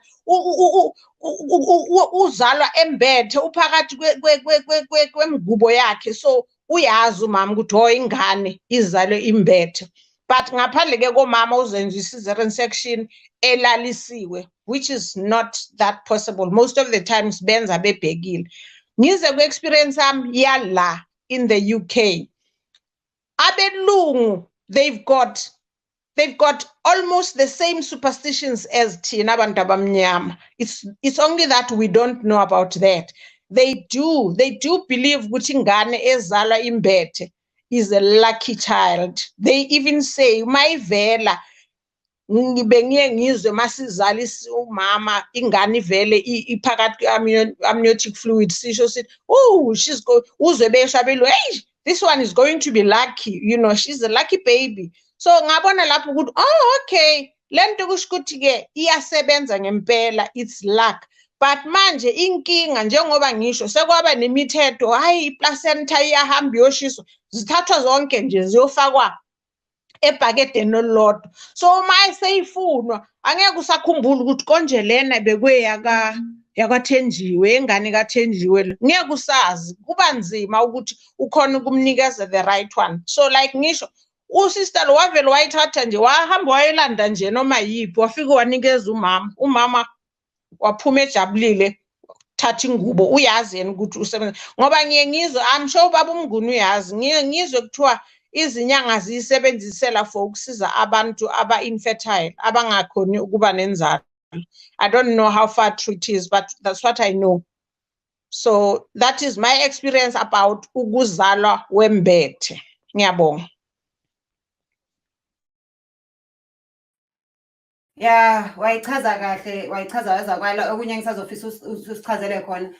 Ama studies athi 1 in 80,000 babies uzalwa embethe. When in your experience, is it something that's very common? No, it's something that happens very rarely. Especially I ask because uthi nizifaka ndawonye esibhedlela, which means chances are kuyenzeka nje ewodini kube more than 2 babies abazalwe bembethe ngalelo langa. So ngicela explain how rare is it? Ngiyabonga. Ngiyabonga kakhulu. To be honest, it's a very, it's a very, very regular occurrence. Uthola ukuthi, like for instance, mina ngisebenza theater okwamanje. So when I'm in theaters doing ama-cesarean sections, find that maybe out of 4 cesarean sections, 2 or 3 babies bavele bembethe. So it's not something very rare. It's a common thing. It's a very common thing according to my experience. Ngiyabonga. I've got another question here. Gracious Sonia, is it not recorded in hospital when a child is born in that form? Kungabe khona la ekurekhodwa khona esibhedlela ukuthi hayi lo uzalwe mbethe lo uzalwe ngambethe. Ngiyabonga.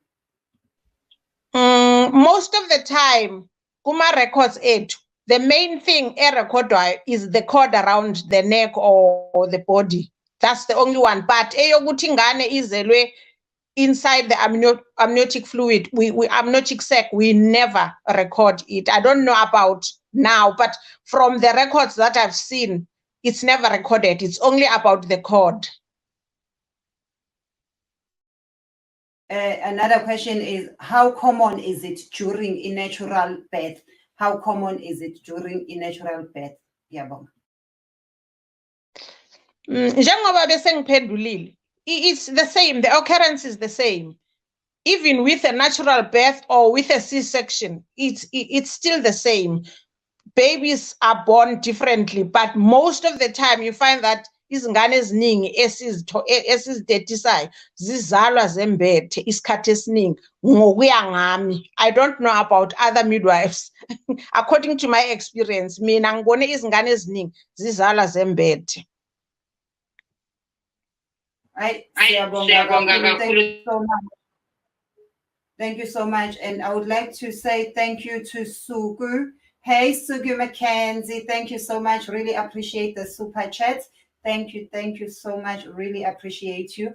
I thank you so much. As it says, is really good. And yabona mangabe uthi wesinomsa iyajinga bakhohlakela abanyonesi.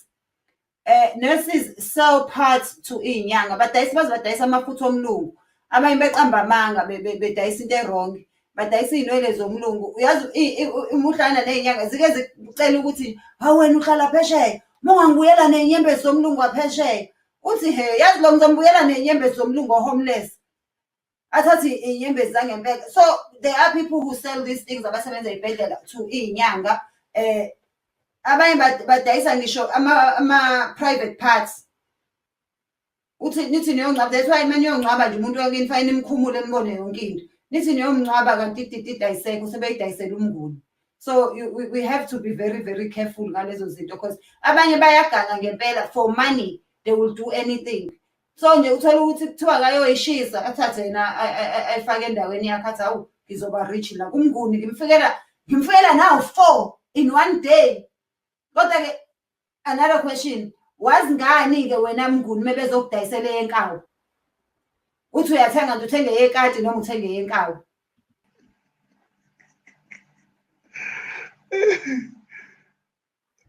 Okay, imana nangu sisinomsesha lapha ngicela uqala aphendule yena. Angicela ukuphendula nje lapho. I don't think ukuthi i-placenta yomuntu neyekati noma yenja iyalingana. I suppose eyenja maybe it's smaller or yekati it's smaller. So eyomuntu iyabonakala. Uyazi mawubona konje kuthiwa yini family tree. When you look at the placenta, it's a family tree. La kungena khona this long cord inside the placenta itself. Because there's a lot of veins ezenze into engathi sihlahla. So I don't think kungenzeka ukuthi bamnikeze engasiyo bazabe beyithathe phi yona ngoba mina ikati ekhaya besinamakati sikhule kunamakati angikaze ngiyibone iplacenta ekati. So that is not a possibility, not unless, or anyway, ngimani ngiyasho, people do things la ngaphandle, you'll never know. Naku bakufuna inyembezi. Ngiyabonga.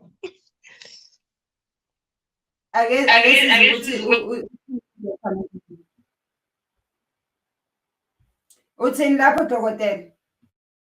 Oh, okay. Aw, siyabonga ngokuthoba nje okukhulu ku umama Nomsa Mdluli. Sibonga izinto ayishoyo ngokwesilungu.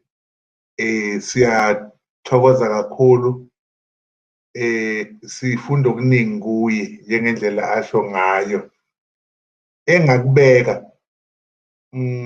Chabo labantu abasebenza ukuthatha lezi zinto beyoyishisa noma beyihambise endaweni ethile, ibona abakwazi ukuthola lezi zinto esisuke siyidinga bese besilethela. Uma kwathola umuthi kwathiwa lo muthi ukhulumise, ubokwazi lo muthi lowo unento ethile yomuntu noma lo muthi lowo unento ethile yento ephefumulayo nento ezwayo bese kuthiwa hamba ugeze kodwa ukhulume. So umuntu okwazi ukumtshela ukuthi hamba esitolo, hamba esitolo noma hamba wenze hamba ukuthi. So umuthi mawusunjalo usuke unento ethile yomuntu, right? Uma sithi thina siyayithola izinto ezinjengalezo, iqiniso elimsulwa ngoba abanye abantu izinto esikhuluma ngazo bayayifihla ukuthi zingaziwa, kodwa uma sikhuluma kanje thina siye sithi abantu abalazi iqiniso loba linjani. Phela akekho umuntu ezombiza ngegama ukuthi usibanibani usidayiselile noma usibanibani uyathenga, kodwa sikhuluma iqiniso lithi into enjengalezo ziyasetshenziswa emthini osuke uzokwenza leyo nto esuke ifuneka. Umuntu ingubo yakhe isebenza indlela yayo, eyomlungu isendlela yayo, eyendi isendlela yayo, eyekhaladi isendlela yayo, eyesimanje isebenza indlela yayo. Kodwa laba abasuke bona besihlinza noma benza indlela benza ngayo, chabo abanacala. Nalaba abasuke futhi bona sekuthiwa abahambise bayobeka, bakhona abahambise bayobeka ngempela, khona bakhona abaziyo ukuthi hayibo inyanga ziyayidinga le, bese umuntu uyayithatha into ethile bese ayiletha. Impahla zangasese lezi esikhuluma ngazo manje ukuthi ekati noma enkomo noma eyaniyani, ngeke ukubone ngoba lamase kuhlanganisiwe kuthiwa mi bungakwazi ngamane ukushisa wena ugaye wezinto yakho kanti akusikhona. Kodwa injengoba kadesho umama lapha umama Mdluli ukuthi uyakwazi ukubona into uma ujwayele uyisebenzisa ukuthi le hayi akusiyona noma le iyona. Izinto lezo ezenzakalayo egameni lokuthi lezi zinto esisebenza ngazo zinobungozi obungakanani, zinobunhlanhla obungakanani, izinto lezo ezikhona futhi abanye abantu ziyabashaya ngoba bazi ukuthi nje umuntu umzanyana womuntu, umzanyana womlungu noma ingubo yomuntu iwumuthi, avele umuntu ethathela abafaka anikeze umuntu. Ube neyinkinga unikezwe into wrong noma unikezwe into ngendlela okungesiyo. Ubona ukuthi ngani imijovo niyayazi khona umjovo ofuna ukuthi uma uzojova ngawo umuntu ukale ukuthi awungadluli la muke wadlula la uzombulala. So nalezi zinto ziba kanjalo.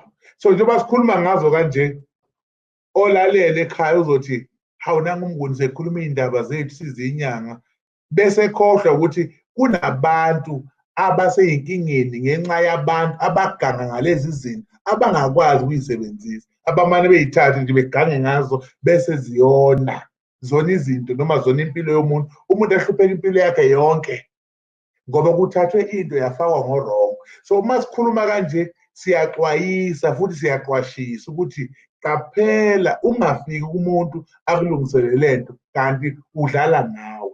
Kubalulekile ukuthi uyiqaphele into uma uyenza. Ingakho senza uhlelo oluvulelekile lokukhuluma ngento ukuthi mayinje iba kanje, mayinje iba kanje, nokuthi kuyiqiniso ukuthi abelaphi bayayisebenzisa lezi izinto. Kuyiqiniso lokho elimsulwa engeke liphikiswe umuntu. Kuyiqiniso umuntu ongakubalekela lokhu esikukhulumayo ngabe uyena impela okhohlakele ngoba thina sikhuluma iqiniso ngoba linjalo. Ngiyabonga kakhulu. Nangu uMamsila ethi nami ngiyisangoma, can I have noma eyenkawu nje ngoba ayisengincamile ngiyithola iy'nyembezi zomlungu. Eyenkawu ungakwazi nje kodwa nkosami ukuyisebenzisa. Iy'nkawu njalo ave zi-powerful ekulapheni. Abangazali nje bayihloniphe inkawu. Inkawu ayifelwa ingane, but elinye into-ke leyo ngonixoxela yona ngelinye ilanga.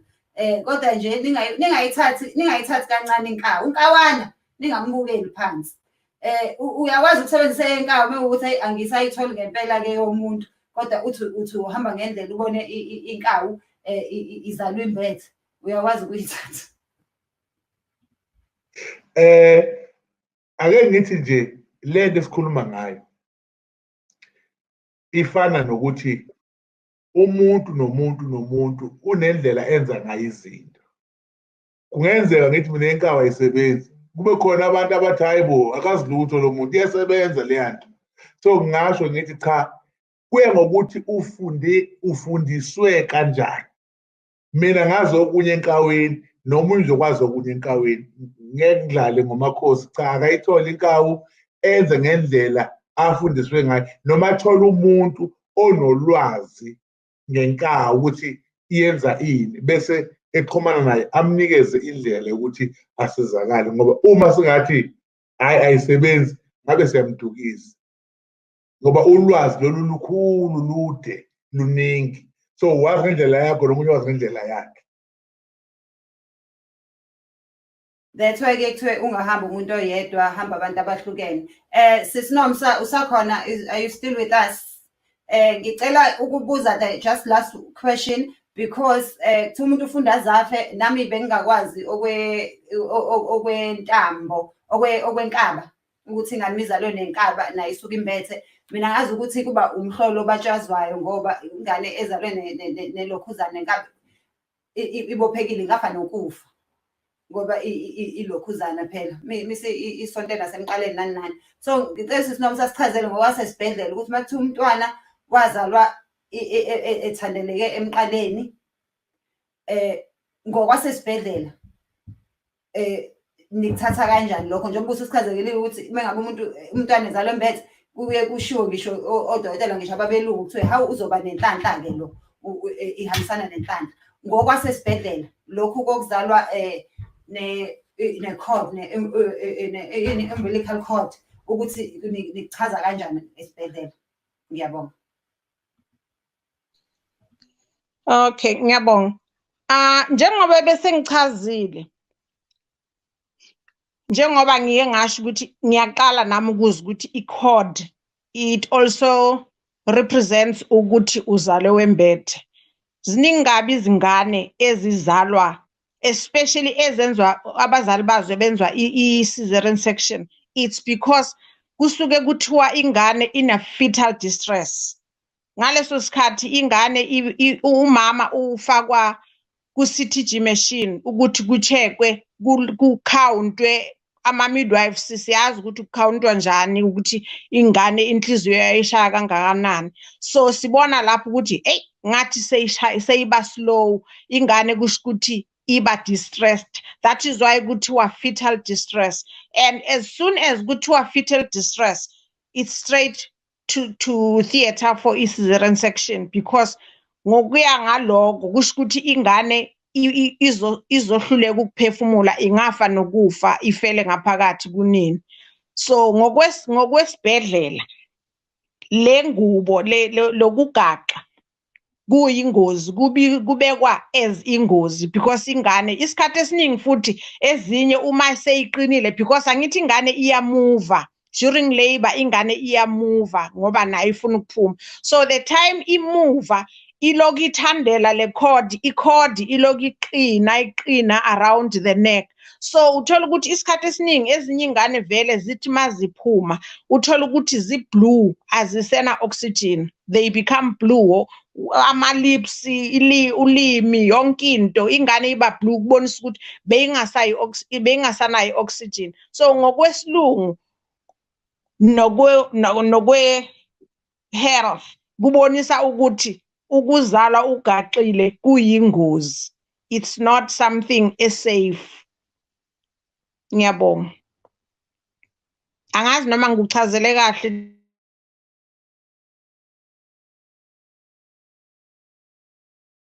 Sorry, I didn't realize ukuthi I'm not on the stream. uNontobeko Gonqa Edwards naye uyavumelana nawe uthi cord around the neck is very dangerous. According to my knowledge, it causes a lot of panic labor ward. Nami ngazi ukuthi ingane ikhishwa ngisho nange-emergency C-section muke wathi uyo-check-a kwathiwa ithandelekile. Not just emqaleni kuphela, any body part, because it can affect i-blood flow. Ngisho ngathi ibopheke ngalo kufanele uyozala manje wena ngoba hey into eyingozi kakhulu. Kodwa ke ngizofaka uLokhuzane udokotela wethu aphinde asichazele naye ukuthi ngokwesintu nokwabo njengabalaphi bendabuko kuchaza ukuthini lokho. But before that, guys, ngicela ningibongise, ngicela ningigigizise. These things keep coming. Thank you so much, Gigi, for the super sticker. Thank you so much. I appreciate you. Ngiyabonga kakhulu. Thank you so much. Thank you so much, Philile Ncube. Thank you for the super sticker. Guys, if you want to support the channel with a super chat, there is a $sign below my comments. So thank you so much, guys. I really, really appreciate you. Awuthi-ke ngifake udokotela wethu asichazele ukuthi ngokwesintu kuchazani uma ingane isuke ithandeleke ngentambo le. Yabonga. Doctor, sicela usichazele njengoba kade uchaza nje ukuthi kuhlukene ukuthi umuntu azalwe mbethe. Uma ingane isuke izalwe nentambo le yasentanyeni ukuthi kuchazani ngokwesintu nongokwendabuko. Ngiyabonga.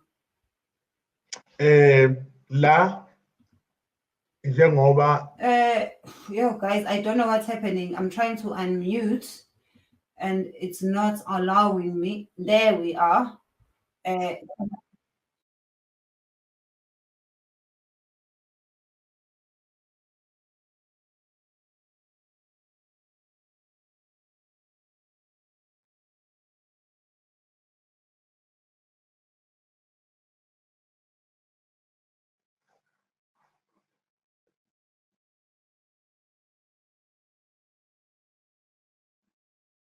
all right. Siyabonga kakhulu. Ake ngichaze la ukuthi indlela yesilungu nendlela yesintu kukhona lapha eyifana khona, kuphinde kube khona la ezingafani khona. Uma sizokhumbula kahle, abantu abadala bayakwazi ukwenza into okuthiwa isihlambezo. Lesi sihlambezo sasenziwa kudala engakabikho imitholampilo la khona othola ukuthi umuntu ma ekhulelwe uyahamba ayocubuzwa abheke ukuthi ngabe ingane isahlezi kahle na. Manje-ke kuqala kwakwenziwa uhlelo lokuthi kube khona into ozoyiphuza nje, uyiphuze nje lento, uyiphuze nje lento, uyiphuze nje lento, kuyothi uma sekufunakala utete kuvele kube lula ukuthi utete ngesimo sokuthi uphuze lento kuthiwa isihlambezo. Awuyile kadokotela, awuyile ekliniki, awuyile esibhedlela, kodwa uphuze lento uyiphuzela kuphi? Ekhaya. Ngiyahamba-ke ngiqonde laphana ekuthenini ukuzalwa komuntu egaqile uma kuthiwa kuyingozi, angiphikisani nalokho ngendlela abayibeka kahle ngayo, kungaba yingozi, kodwa kunalento le esikhona manje uke wathi umama Mdluli kukhona abaningi abazalwa begaqile, inqwaba izala igaqile. Ngizothi kunalento yokuthi iy'ngane ngokwesintu nangokwemvelo zayitholakala emshadweni, wawugana ushade bezothola ingane. Manje abasayitholi iy'ngane emshadweni, sebeyithole esikoleni noma beyithole emsebenzini noma beyithole kuphi kuphi. Akusenzeki ukuthi umuntu agane bese ethola iy'ngane-ke. Omunye uthi egana noma eshada evele eseney'ngane. Bese ngizothi lento eyenza ukuthi kuthiwa ingane igaqile igaqeke kakhulu, kubi, ingaphuthuma, mhlambe isheshe ikhishwe noma ingashona noma yinini, leyo nto leyo thina ngokwesintu sithi kuyenzeka umntwana azalwe noma akhulelwe kube khona iy'nkulumo. Omunye uphikiwe lapha ekhaya kwathiwa kusiyena wala ekhaya, omunye ulokhuzile kube namagama ney'qalekiso mhlawumbe abazali bathetha ukutholakala kwakhe lo mntwana besingakakulindeli ukuthi atholakale, omunye wadutshwa, omunye waxoshwa. Kanti leya ngane elapha phakathi iphathiswe okuthile. Laba abantu abadala sebefuna manje ukuyithatha lento abayiphe lo mntwana ukuthi awukanti lo mntwana uza nje akamukelekile, nazi iy'nkulumo zingaka. Kube khona inxokozelo, mhlawumbe akusibona abadala, mhlawumbe nje imimoya ethile yekhaya mhlawumbe ziyichithe, ngoba omunye uyazala umntwana kanti bayayibanga indoda. Kugcine sekunempi ebakhona, kushawane ngemithi kube njeyana, bese leya nto bese iyaphazamiseka. Omunye uyashona ethi yazala umntwana amzale sethule kuthiwa bembele. Yini na? Izimo zempilo yangaphandle bese yiphazamisa umntwana. Njengoba echaza lapha umama uchaza iqiniso methi baningi impela, baningi abantwana okuthi uzalwa nje uyisakaziwe, uzalwa nje uphikiwe, uzalwa nje ekhaya bamdubile, uzala nje ingane uthe eyale ndoda kanti akusiyo yale ndoda, uthe le ngane yomuntu ashade naye kanti lento bese iphazamisa umntwana. Agcina umntwana impilo yakhe isisengcupheni ngoba kunombango vele onjani okhona. Kokunye uyagaxa kanjalo kodwa ingabikho into emphazamisa, ugaxa yonke indawo kodwa akaphazamiseke ndawo. Omunye agaxe aphazamiseke ngoba la yakhona akukuhle. Injalo indaba yethu namhlanje, isimo sala oya ngakhona, umntwana usuke singekho kahle. Omunye yaphume njalo aphile mhlambe amasonto amabili ashona, esibhedlela bamkhiphe kahle, kodwa efike ekhaya hayi ahambe. So iba njalo ngokwami ukubuka nangendlela engiyibona ngayo nangendlela engiyithola ngayo. Omunye uyazi ukuthi uyahlinzwa kungafanele ahlinzwe ngezinkinga, ukuthi bengafanele ahlinzwe yonke into ibikahle, kodwa mase kumele yodeda ubona ngathi ngeke kwazi ukuyithela akahlinzwe. Omunye athi uzoyizala ngomlomo leyo ngane, leyo ngane uzoyizala ngomlomo. mase kumele atete umuntu ingane ngampela ivele inyuke ingayi la kumele khona ifuna ukuya ngenhla manje ngoba Thank you so much.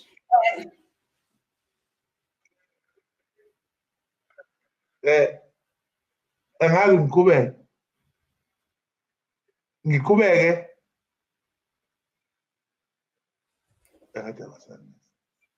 Mhlawumbe umamezala wathi uyoyizala ngomlomo. Angithi-ke umesho njalo lo lento iyahlala emntwaneni ibe ihlale nje ilindele ukuthi mase yoteta kungabe sateteke azame ukuthi uyozala omunye uyozala. Thank you so much wasichazela kahle dokotela, and thank you nakuwena sisinomsa.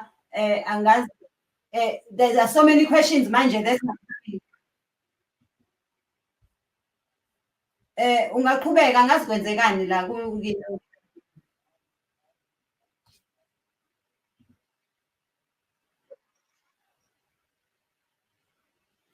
qhubeka.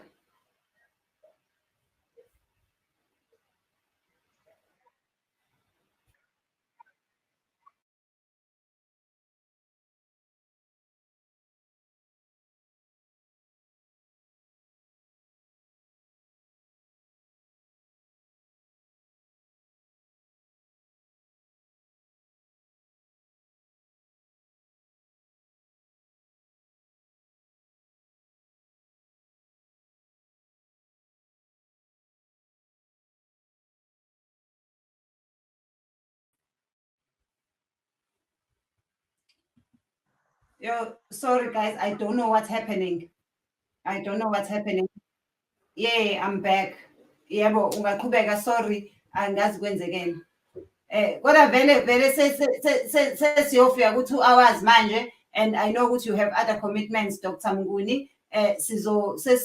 Sesiyarapha, uzoqedela nje lokho kushoyo bese uyasinika-ke i-message yakho ukuthi abazali bembethe, abazala iy'ngane bembethe benze njani. Then nawe sisinomsa i-advise ngokwasesibhedlela ukuthi what to do, especially labantu abakholelwa ukuthi ngiyayifuna ilokhuzana, ngoba kuqala wawuba nomzanyana ohamba nawe akugadele zonke lezo zinto ukhathi wena usateta. But some people go by themselves manje mebeyoteta uthole ukuthi uyena nodokotela nonesi. Do you have a right to put in your hospital plan ukuthi mekwenzeka ngizala ingane izele ngiyicela ningibekele eceleni, because I know ukuthi there are even court cases about imizanyana ukuthi abanye abantu bayayifuna because they are now saving it for ukuthi wina ama-vitamin, but okunye-ke lokho esiyokuxoxa ngelinye ilanga.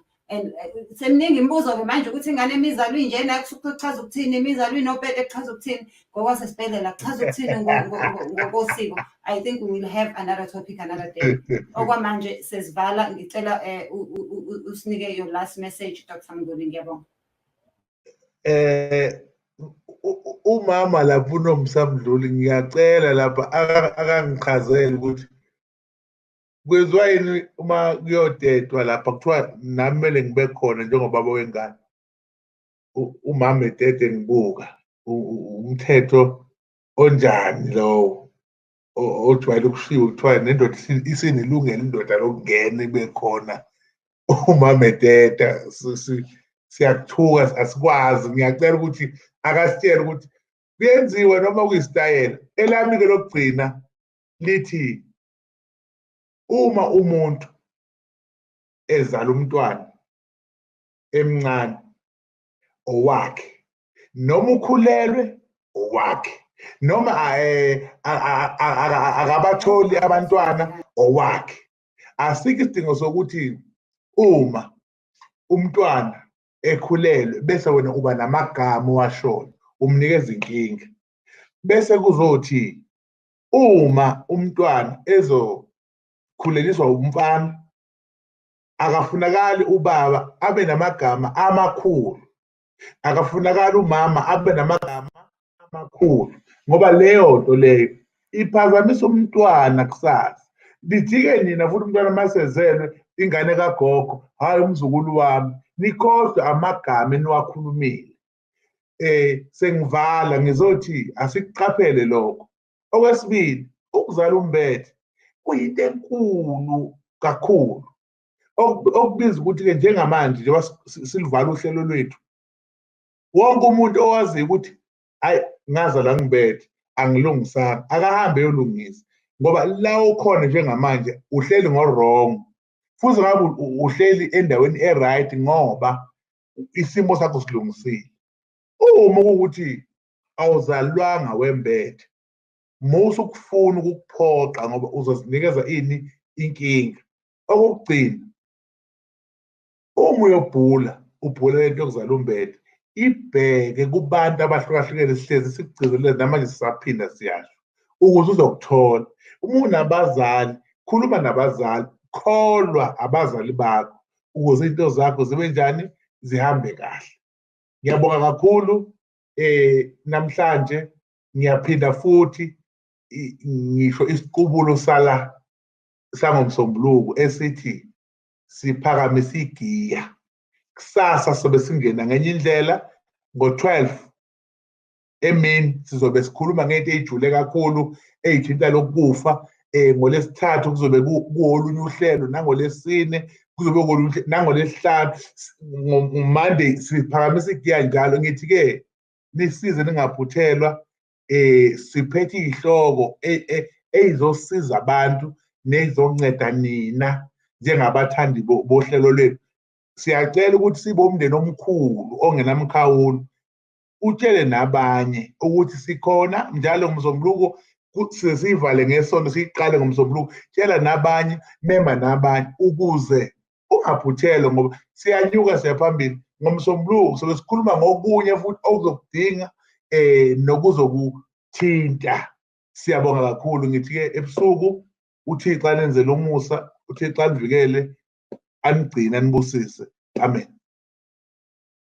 Amen. Before nje ngikudedela uhambe, nangumanje sikhumbuza udokotela ungakhohlwa incazelo yesithwalo senkosazane sisasilindile. Iyona esiyoqala ngayo-ke leyo next week. Siyovula ngayo nje before siye esihlokweni esisiphethe.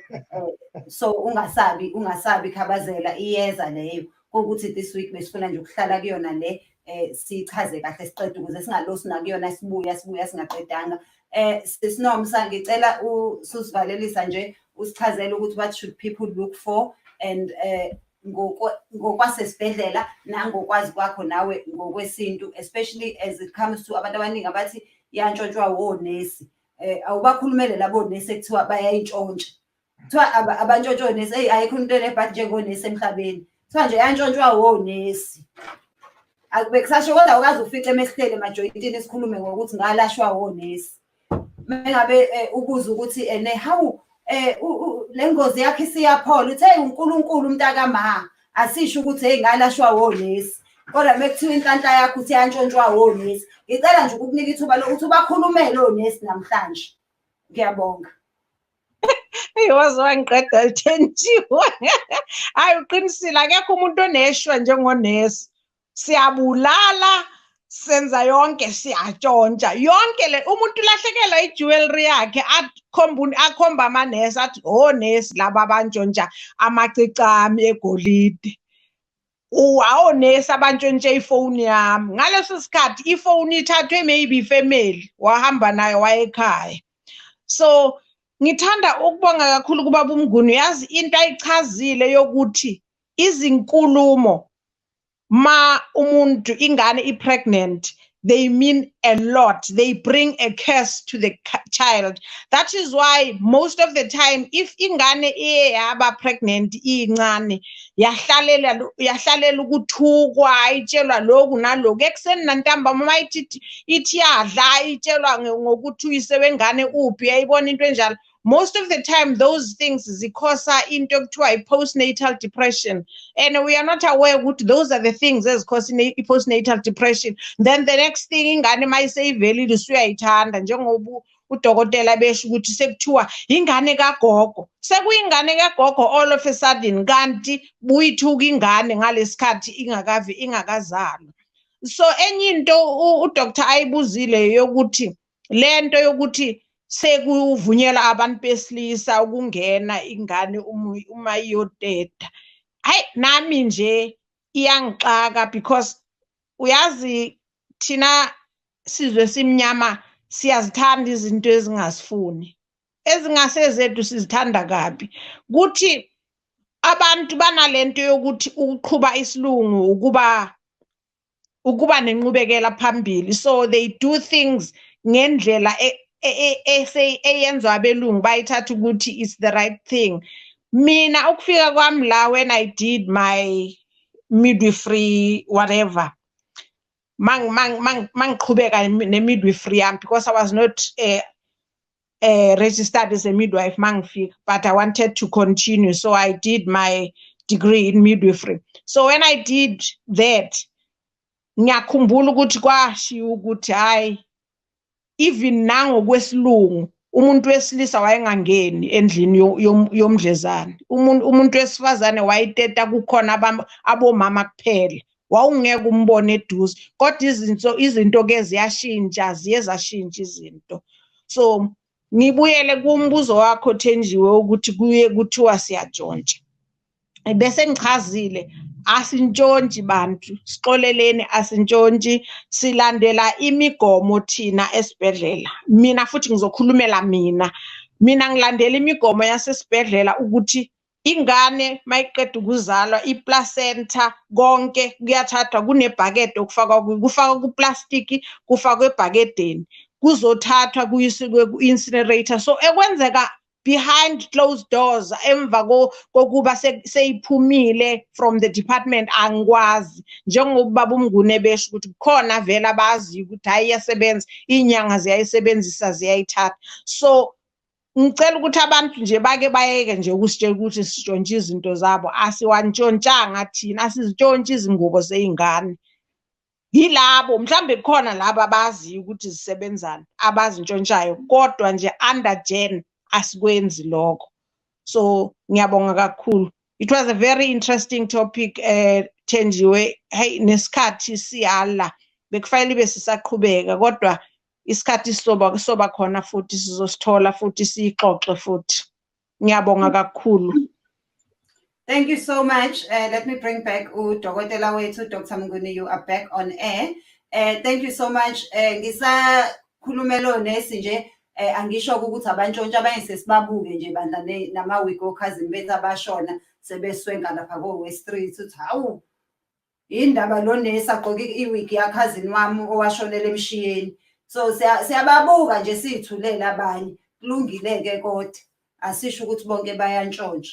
Kodwa guys, it's very important ke ukuthi siqhube ezinye izinto ngosiko. Another topic that would be nice to have is the whole process of pregnancy, especially ngokosiko lethu, especially when it comes to wonke umuntu useyasikwa, wonke umuntu usefako epidural. Yazi mina ngiyodeda ngathi ngicela, yabona amaphilisi ayawanika uNandi khaseyodeda uShaka, ngifuna wona.